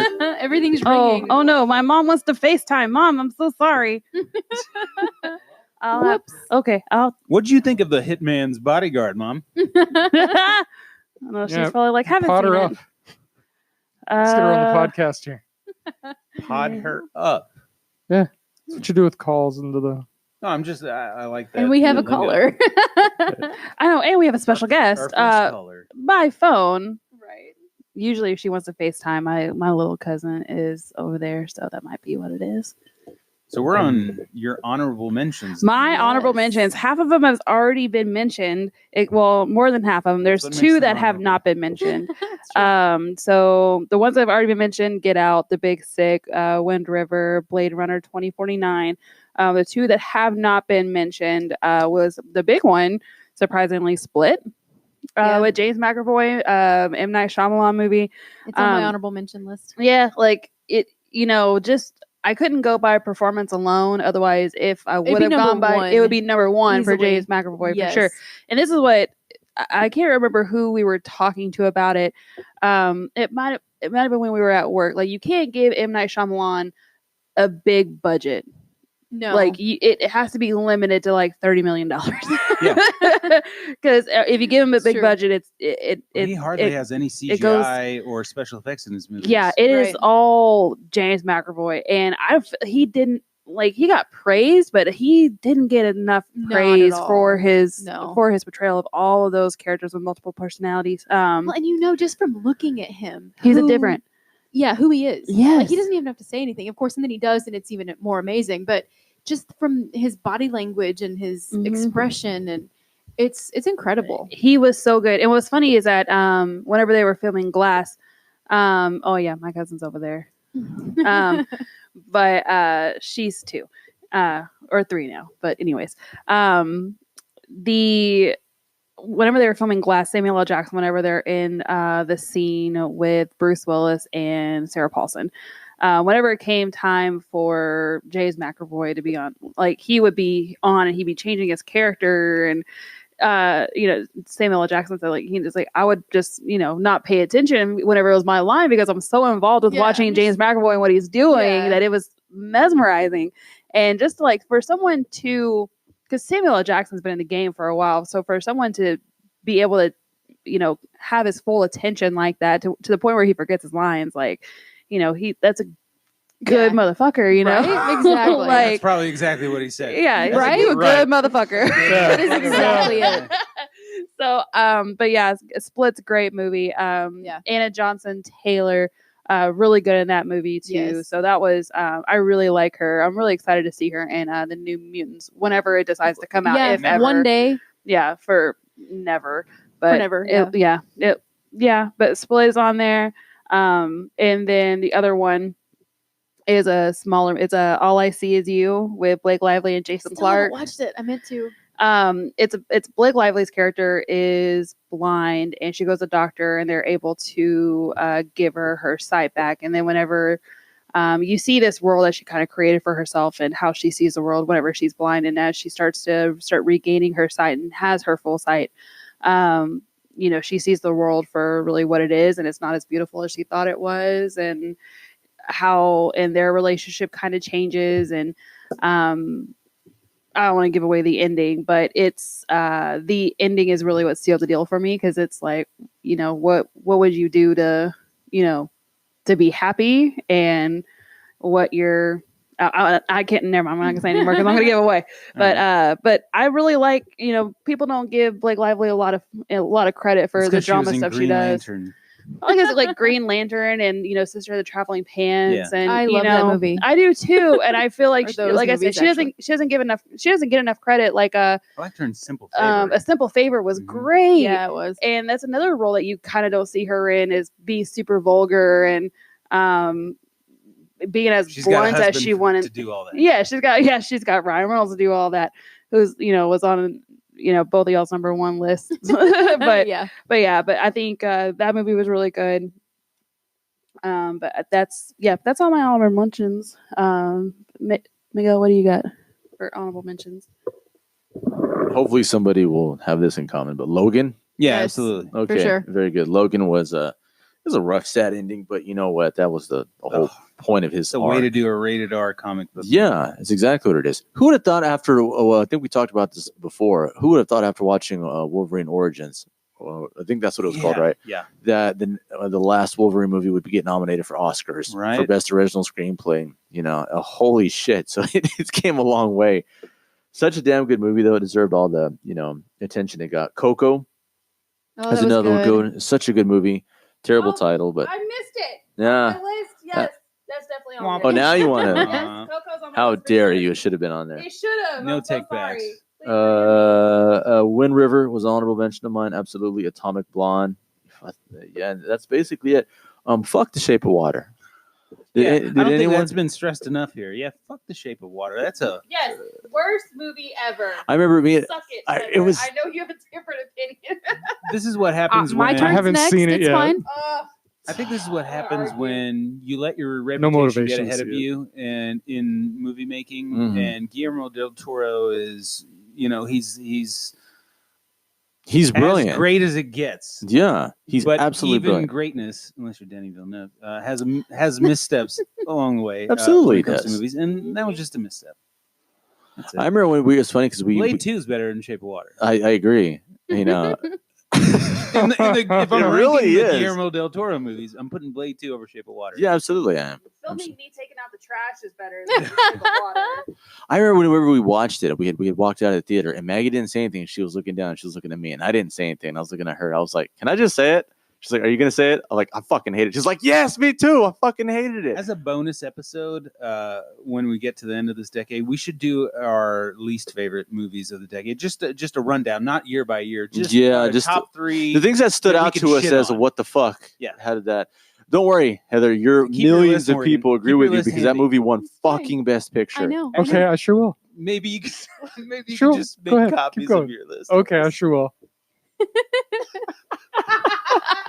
I'm sorry. This is the Muppets thing I'm going for. Remember? Yeah. I Fair gotcha. enough. All right. What's So your? is that your list? That's the way. What's Well, your my honorable first honorable mention is The Shape of Fucking Water. I actually Heather like likes it. this I'll like movie. Yes. No. You might. I don't know. To be honest with you, I don't know. I know it's controversial, but I liked it. musical. It's not No, a I won't musical. like it. It is. It has a musical. I'd have hated beat. it even Stop. more if it was a musical. No, I really like it. It's kind of uncomfortable because there is the whole fish sex element, I guess. But Splash. yeah, right. It's beautiful. I love the story. I fucking hate Michael Shannon's character because he's a monster. jackass. Yeah. But I love this movie. I love everything about it. I love the way it looks. I love it. The way it looks was very pretty, but I just Yeah. didn't like the story. I liked it. Visually very pretty, Yes. but everything else was. It That's pissed me fair. off because I love everyone in it. I think the main Right. actress in it's amazing. Richard Jenkins, like Yeah. one of my- absolutely one of my favorite Yeah. actors of all fucking time. Octavia Spencer. Octavia Spencer. Like you Yeah. have these Oscar winners in there, these Oscar nominees. You Mhm. have an Oscar winner like Guillermo in there, and Yep. but It didn't come together. I For me. just I enjoyed it. It's fine. My second choice is also going to piss you off because it's 3 Billboards. Hey, no, good for you. I like that.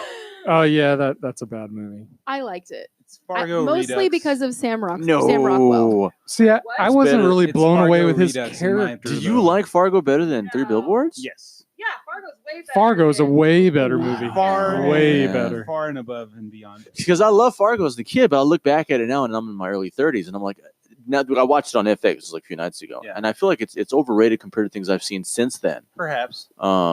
But it's not overrated when it's compared to three billboards in Ebbing, Missouri. Right, yeah. Outside See, Ebbing, listen- Missouri. Oh, I'm sorry. if That's true. They again, are. if this was movies just based off of performances, Sam Rockwell and Frances McDormand would absolutely shine. But I didn't like it as much as I thought I was going to, but I still liked it a lot. Yeah, I loved it. I thought it was good. I absolutely loved You loved it too. it. See, and here's Who the- are you? See, we fought about this when we left the theater. Maggie was like, "Whatever," and I was like, "Are you fucking kidding me? You didn't love it?" She's like, "No." So we fought right after we left the theater, can't have a good movie with acting alone. and it wasn't just the fucking acting. But we didn't mention Boy, Woody somebody should Harrelson. mark that for our later conversation on Uh-oh. Interstellar. Still getting jabs. Good in job. when Three you can. billboards. Yeah, Good choice, Heather. Don't listen to thanks, these no fucking problem. heathens. I also have Wonder Woman on my list. Okay. All right. I liked it. It gets better every time I The watch movie it. that- I like it. The movie that kept DC above water. Let's just Exactly. fucking Yeah, say it. it's Ooh, yeah, that's a it's shot at not Aquaman my too. right. God, the movie's awful. Because that brought him underwater, literally. Oh, lol. Yes. It's not my favorite comic book movie by any means, but I really enjoyed it. Yeah, same. That's good. I'm also gonna have to mention Colossal. I don't know if anyone here has actually seen that one. It's on my list. I Okay. didn't see it. Which one's that? It's It's, Wonder uh, Anne Woman. Hathaway. Yeah, no, it's not. It's Anne Hathaway and Jason Sudeikis. It's like a monster, right? Yeah, so essentially she's this an alcoholic, and every night she goes out to the bar and drinks, and on her way home she passes out in this park, and she ends up as controlling this kaiju. in- Cloverfield monster. Kinda, yeah, in Soul, I think. Yeah, and it's such a weird damn movie. The ending kind of goes off the rails a bit, so that's really why it wasn't my number one, because the whole first and second act, I guess, of it I really liked, and then I don't know, it kind of meanders a bit, but it's worth watching for sure. We love meandering, don't we, Morgan? We do. Absolutely. And then I also have It on my list. I did too. Oh, I liked it. Glad you mentioned it. Yep, I liked it. The first one was, not the second one. Well, the second one's 2019. Also, Yeah. no, but it's not going to be on that list either. I liked it. I don't think it was necessarily scary, but I liked it. The Yeah. first it? Yeah. Yeah. I thought The first it was scary, and that's Oh, what I no, liked about I it. wasn't scared. The first it- psychological horror. yeah, the first it had some moments. I remember it's fun to see in the theater Oh yeah. because that scene where the Pennywise is coming out of the movie screen, Mhm. the whole Oh yeah. fucking Yeah, it was more theater. fun watching the audience in some parts than watching Ripped off the, Sinister. the Yeah, actual movie. that says Ripped off something. Sinister. It kind of did. There's that scene where Yeah. the movies are playing Yeah. in the background. a little word. Okay. Yeah, it is on my honorable mentions as Yeah. well, Heather. Yeah. I'll Go on. talk about it a little bit more because to touch on what Miguel said, it is a creepy movie. I remember there's a couple of scenes in that movie that are going to be remembered by me personally, and I think a lot of horror fans for a long time to come. That may be because there weren't a ton of great horror movies this decade, but the library scene specifically, to Yeah. me, that's great. and the creepiness of the librarian, which is really just the spirit of it inhabited, and the fact that if you pay close attention to that scene, the eyes, the look, the stare downs, it's just beautifully executed. And I guess I wanted to see more of that, and I got a little bit from it, but it was good enough to be an honorable mention Yeah. for me. Despite being a huge Tim Curry fan, I had not seen the original miniseries until this movie came out. Oh wow. Yeah, and Jeff was like, "We have to watch it," and I was terrified. I didn't want to watch it, but we sat through not it. And terrifying. it's not at all. No. And so I think we had just watched that the night before, and then we saw this in the theaters, and I just wasn't scared. I was entertained, and then I found parts of it, funny, and just watching the audience was amusing. Blast, But I didn't find it to be all that scary. Let's see. We've talked about a lot of these. I've got Baby Driver on my honorable That mentions. should have been on ours. It was I wanted solid. to like that a lot, and I just didn't. Like I Solid. thought it was all right. time. Yeah. I thought it was. It did enough intriguing stuff with the whole music mixing into the action and Ansel. I forget. Argot, yeah. Ansel Argot. And was, Lily James. yeah, their dynamic was fun to watch. Kevin Spacey was fun too. Jamie Foxx and John Bernthal as well. Shout out to John Bernthal. No. Yes. Yeah, Yeah, he's in. Yeah. Shout out to him. I forgot to mention him in Wind River. He plays Yeah. excellent supporting character in that film as well. John Hamm. John Hamm. That's who I was trying John to think Hamm's of. in it as Yes. well. I love John Hamm as a villain, by the way. I do Yeah, too. he- Yes. he is a good villain. Let's see what else. I've got Life, which might be my discounting Blade Runner, might be my sci-fi movie of the year. There's an actor named Morgan Brown in in Life. in Baby Driver. Oh, okay. Yeah, it wasn't me. No, unfortunately. He's a street preacher, so no, it was not you. No. Listen, I can play a street preacher. You Trust probably me. could, yeah.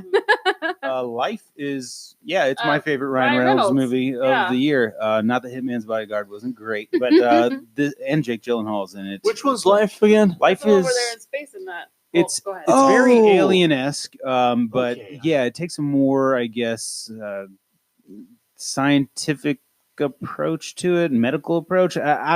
It's hard to explain. Well, they It's- find this organism, Yes. and that they're trying to study it like on this space station, and it is It breaks evolving. out. It's essentially, evil and it flubber. breaks I think out. I It remember. gets out and it Kinda, grows yeah. and grows and grows. But, Yes, but much better than that makes it sound. yeah, it is a much better movie than the plot gives it. If you read like the 3-line plot, you're like, oh, this is not going to be very good, but it's cool, Yeah. and the ending's actually pretty cool too. Yeah, it is. Yeah. Scary. The ending is Yeah. scary. Let's see. John Wick 2's on my list because I Yeah, thought it made my did list. everything as well, if not better than John Wick 1. Certain elements of it. It's a broader scope of a movie than John Wick 1 is. It sort of opens up the world, definitely into the Intercontinental, of course, and the action sequences are in larger spaces. So I get why people didn't like the sort of the claustrophobic action vibes that John Wick 1 was giving off, but there's memorable scenes in it.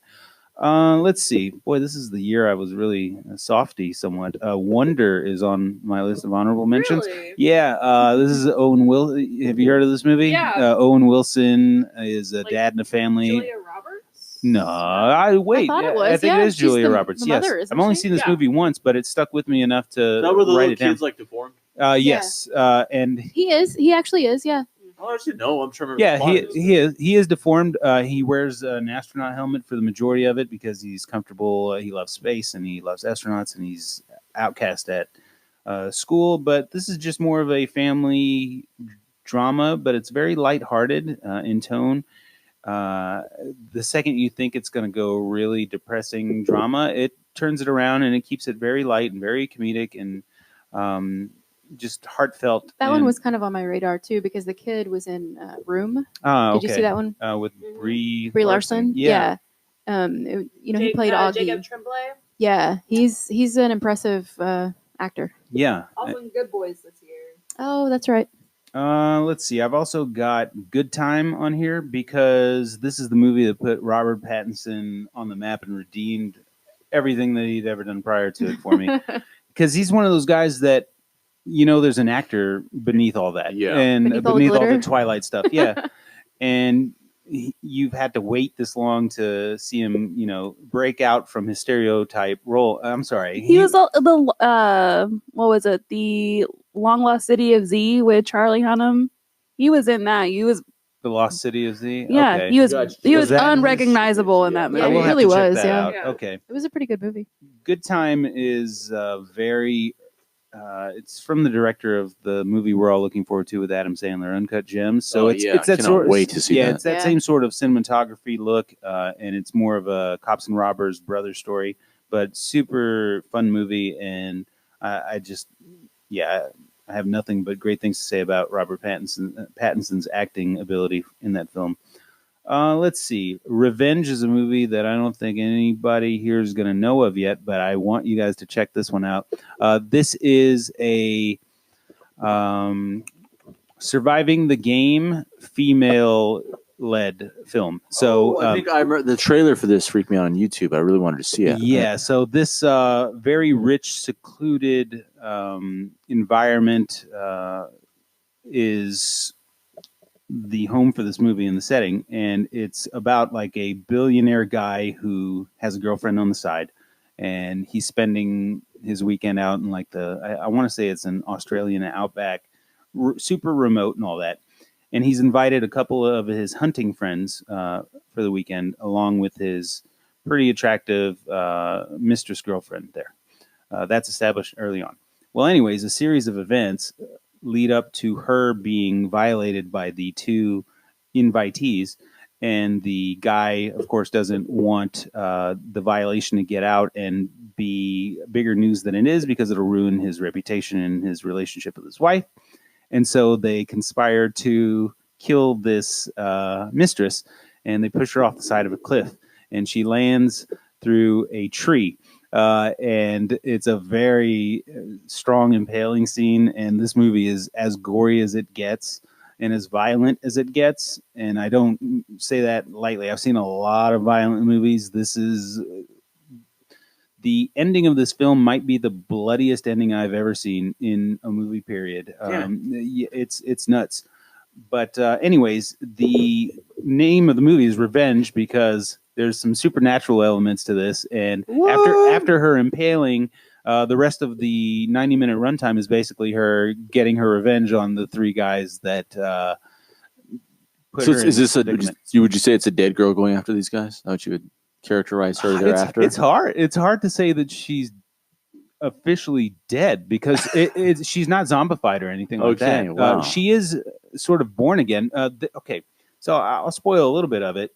She actually, to cure her wounds, she uses a beer can or a beer can lid that she cuts up so that she could cauterize her wounds with some fire, and then it leaves an imprint of a phoenix as the symbol. Oh, so shit. there's a little bit of elaborated plot there, but basically, it's leading the audience to believe that she's born again, sort of Rising new from the person, ashes. rising from the ashes, and.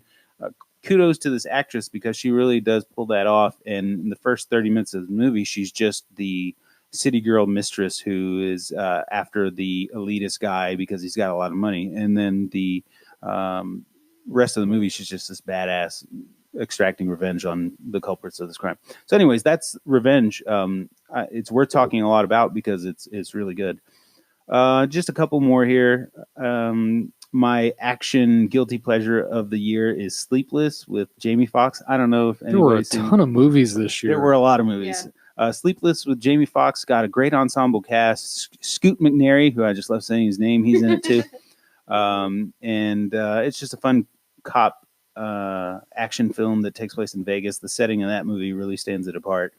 The Endless is a movie about a UFO death cult, which everybody should give a shot because it's pretty creepy and pretty intense and would make for a hell of an X-Files episode. But two brothers are part of a UFO death cult, and then they leave the death cult, and then one of the brothers is intrigued enough to go check out what they're doing nowadays 3 or 4 years later, and apparently it's escalated to very culty things, and it's super creepy movie.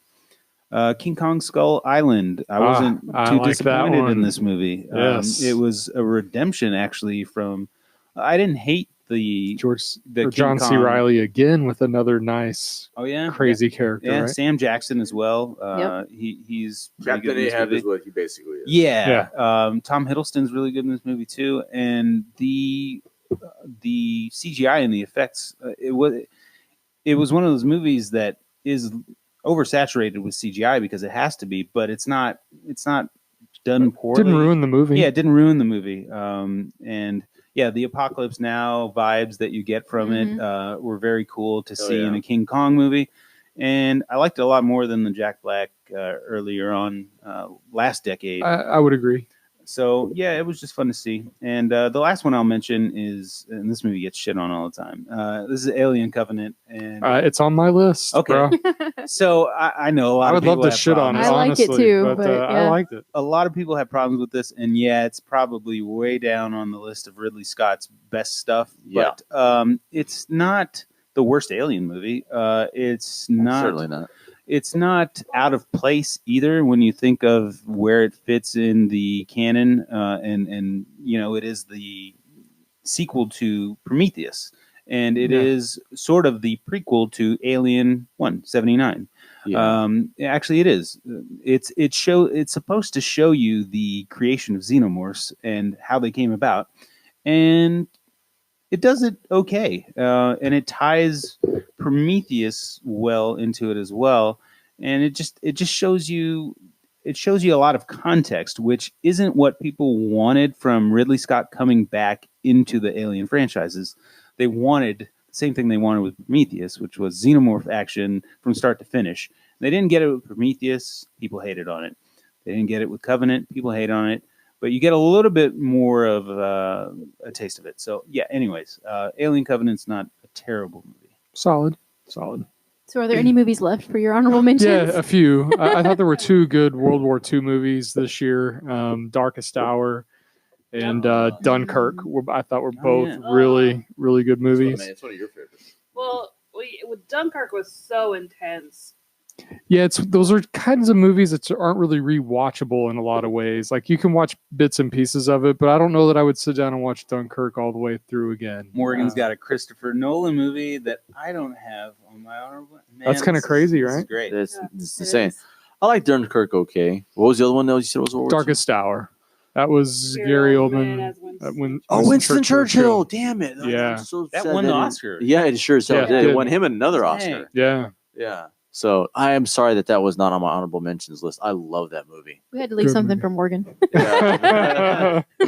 I liked American Made quite a bit. Yeah. It's It's pretty pretty good. good. Yeah, that's Tom a good Cruise type thing. That Yeah. the guy he played was pretty crazy, but I liked that one quite a bit. Roman J. Israel Esquire. Did anybody watch that Denzel No. Washington movie? It's really sad and strange and underrated. It is we. We're scratching our heads during some of Well, it. Yeah, It yeah, was completely different than what we thought it was going to be. right. So, but not in a bad way at all. God, every once in a while, Denzel Washington is one of my favorite actors of all time. But every once in a while, he's easy to make fun of because he's like the same guy in a lot of movies. Yeah, This is what I've been wanting to see him in as a character actor. He's such a sad, broken, almost archaic figure. He's Yeah. like the other world has evolved around him, and he's still stuck in this sort of 70s righteous mindset, and he doesn't know how to adapt, and he's having trouble with that. And he gets so desperate that he does something as smart as he does something terrible. Right. It's a very, very bad decision that puts him down a very narrow negative path. But his acting, the scene where he was like, he was opening up to this girl who was like, I think she was a social worker, and he just started crying.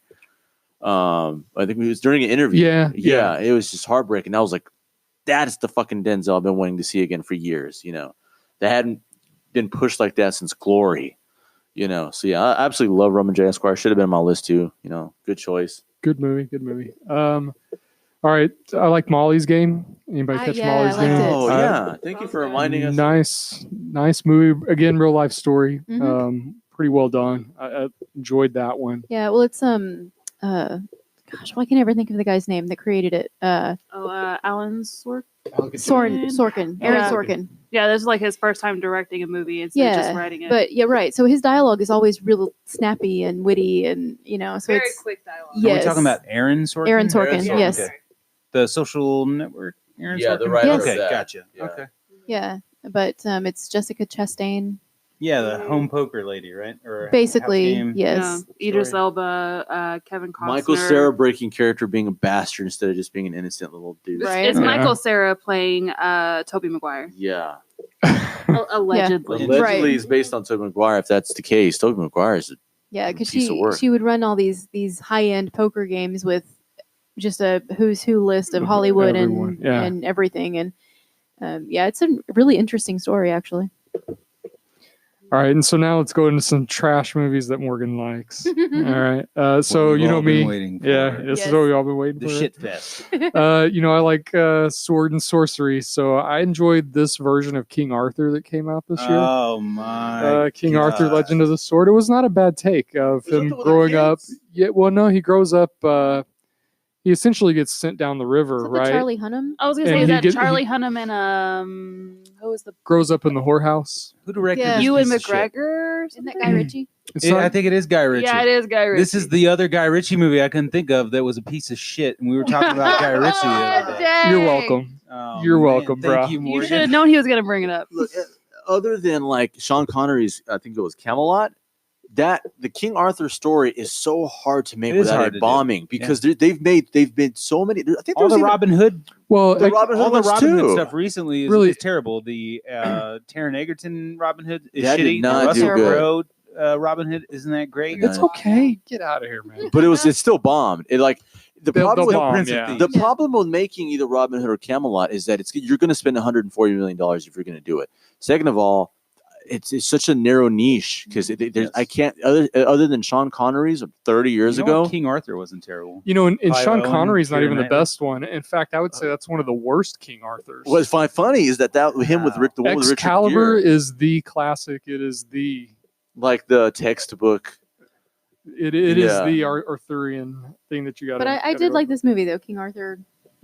What is the Legend of the Sword? Didn't Clive fucking Owen even do one? I Yeah, think? that's the one I was talking about. Yeah, Clive It's Owen pretty did good. one, The and that with one was Clive Owen solid, and too. Keira Knightley. It's kind of fun. It's I a would have girl- watched it because of Keira Knightley, but I heard it's bomb too. It's okay. It's Antoine Fuqua who directed Ah, it. Training Day, should have been good Dangerous then. Minds. Yeah, it was okay. They Jude keep Law is in this one as the bad guy. Oh, well, cool. Jude Law. Not Ewan McGregor.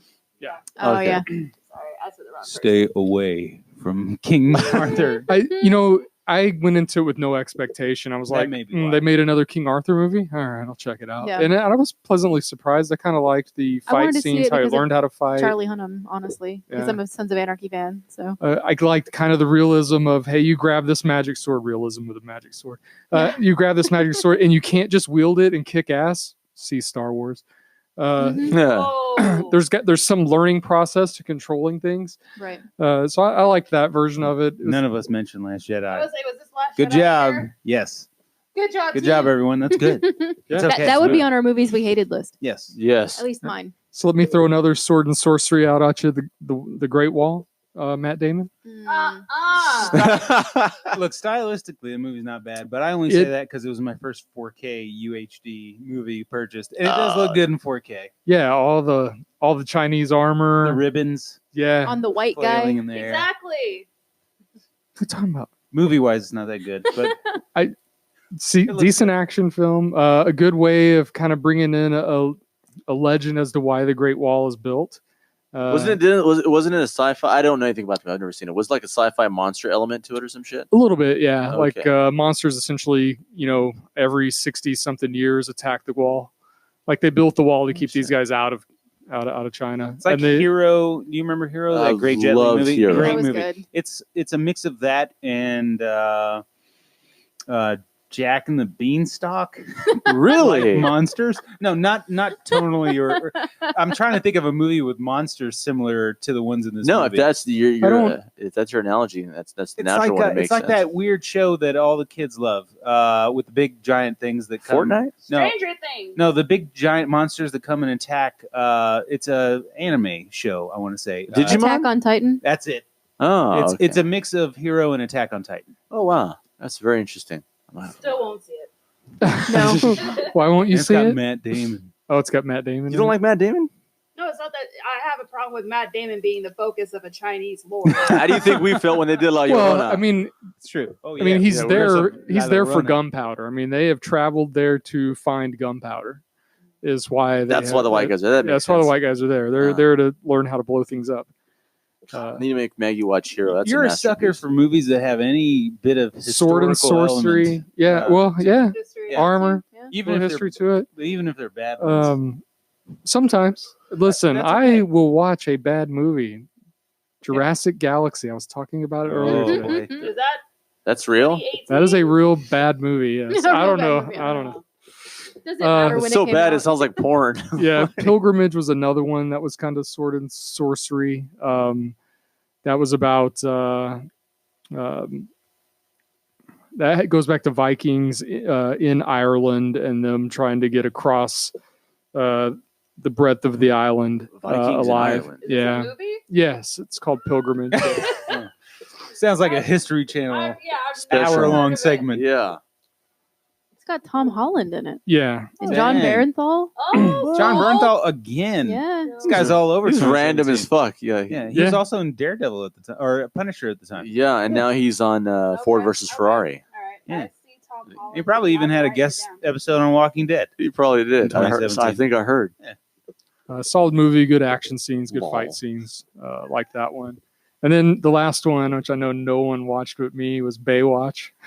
Well, we knew this. We was saw. coming. I saw part Baywatch. of it. Zac Efron, I'm in. The Rock, I'm in. Yeah, that sums Oh, up. it that's really- loud. it really was not a bad And Charlie movie. St. Cloud. When you know, coming from the TV show, it really wasn't that bad. The Rock I- couldn't even draw me to this movie. It's just not happening. It looked cringy. That's why I didn't see all of it. It came on it HBO is. and I saw parts of it and I had It to is take a shit cringy. and I didn't come back to it. like it has some funny pieces to it. It's not a bad waste of time movie. Zac Efron's the guy who, after Disney, I think a lot of us didn't want to like him because he's just a pretty boy. You know, he's just a pretty boy. And then he came on that movie with Matthew Perry, where he played like the younger version of Matthew Perry, which is insane. It's like Big or 13. Again. 90, Oh, yeah. is 17 again? 17 Which is just the again. male version of 13 going on 30. Which is also a ripoff of Big, Oh, yeah, arguably. sure. But no, I saw that movie and I was like, this guy's actually Yeah. really funny. He's actually a good actor. Good for him. So I stopped hating Zac Efron after I saw that movie. And So- you started to love him after Greatest Showman. Did I don't know about that. David Hasselhoff make a cameo in Baywatch? Yes, he does. Of course he does. Of course, you better. Pamela Anderson? Did Pam Anderson? I don't remember right off the top of my head if she Oh, was then back in no. it or not. That's okay. She's All these great movies in No. 2017, we're going to end it on Baywatch. Yeah. I Hold on. told Let me- you, let me get ready find for my something. trash Hold on. movies. Was there anything? Oh, okay. I didn't Guilty mention pleasure. Power Rangers. In that's 2017. on mine right Well, there, that's too, arguably yeah. worse than Baywatch. No, Yes, it yes, did it it is. justice, did it not, Miguel? No, I it's as a, terrible. Why didn't we talk about as this? a fan of the original Power Rangers, Mighty Morphin, the only Yes. real Power Rangers was Mighty Morphin. God damn it! I thought it did it enough Yeah. justice that we It's did. it was in good hands again. It was in the hands of the guy who did Chronicle, so it has that vibe to it. It's not a kids movie. It's not. It does involve teenagers because the Power Rangers were teenagers, but it's not even a teenager movie. It's an adult PG-13 action take on the Power Rangers. Yeah.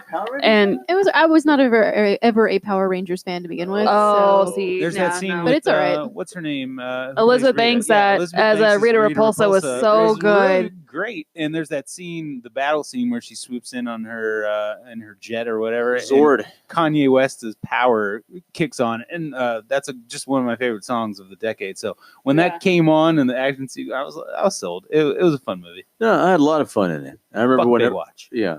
Yay! Oh, fine words. You're welcome. To be flattered, Morgan, there are cringy movies you've mentioned over the last few meetings that I have actually checked out and put on my list Yeah. on Netflix. Wait, There are Morgan movies- admits this is trash, but he loves it. In my queue. Like, Shameful admission. Some of these comedies, I'll go on YouTube and I'll be like, I'll type in best scenes in Holmes and Watson or best scenes in. That may be the Chips. best way to did see. someone Holmes and actually Watson. make that? Yeah, Holmes and Watson? Yeah. You know, people are bored on YouTube. There's like a 7-minute clip of this is the best Chips scenes, and they're pretty funny. Some of them. All right. Some. That's a good place to leave on. That's All an right. ender. That is 2017, everybody.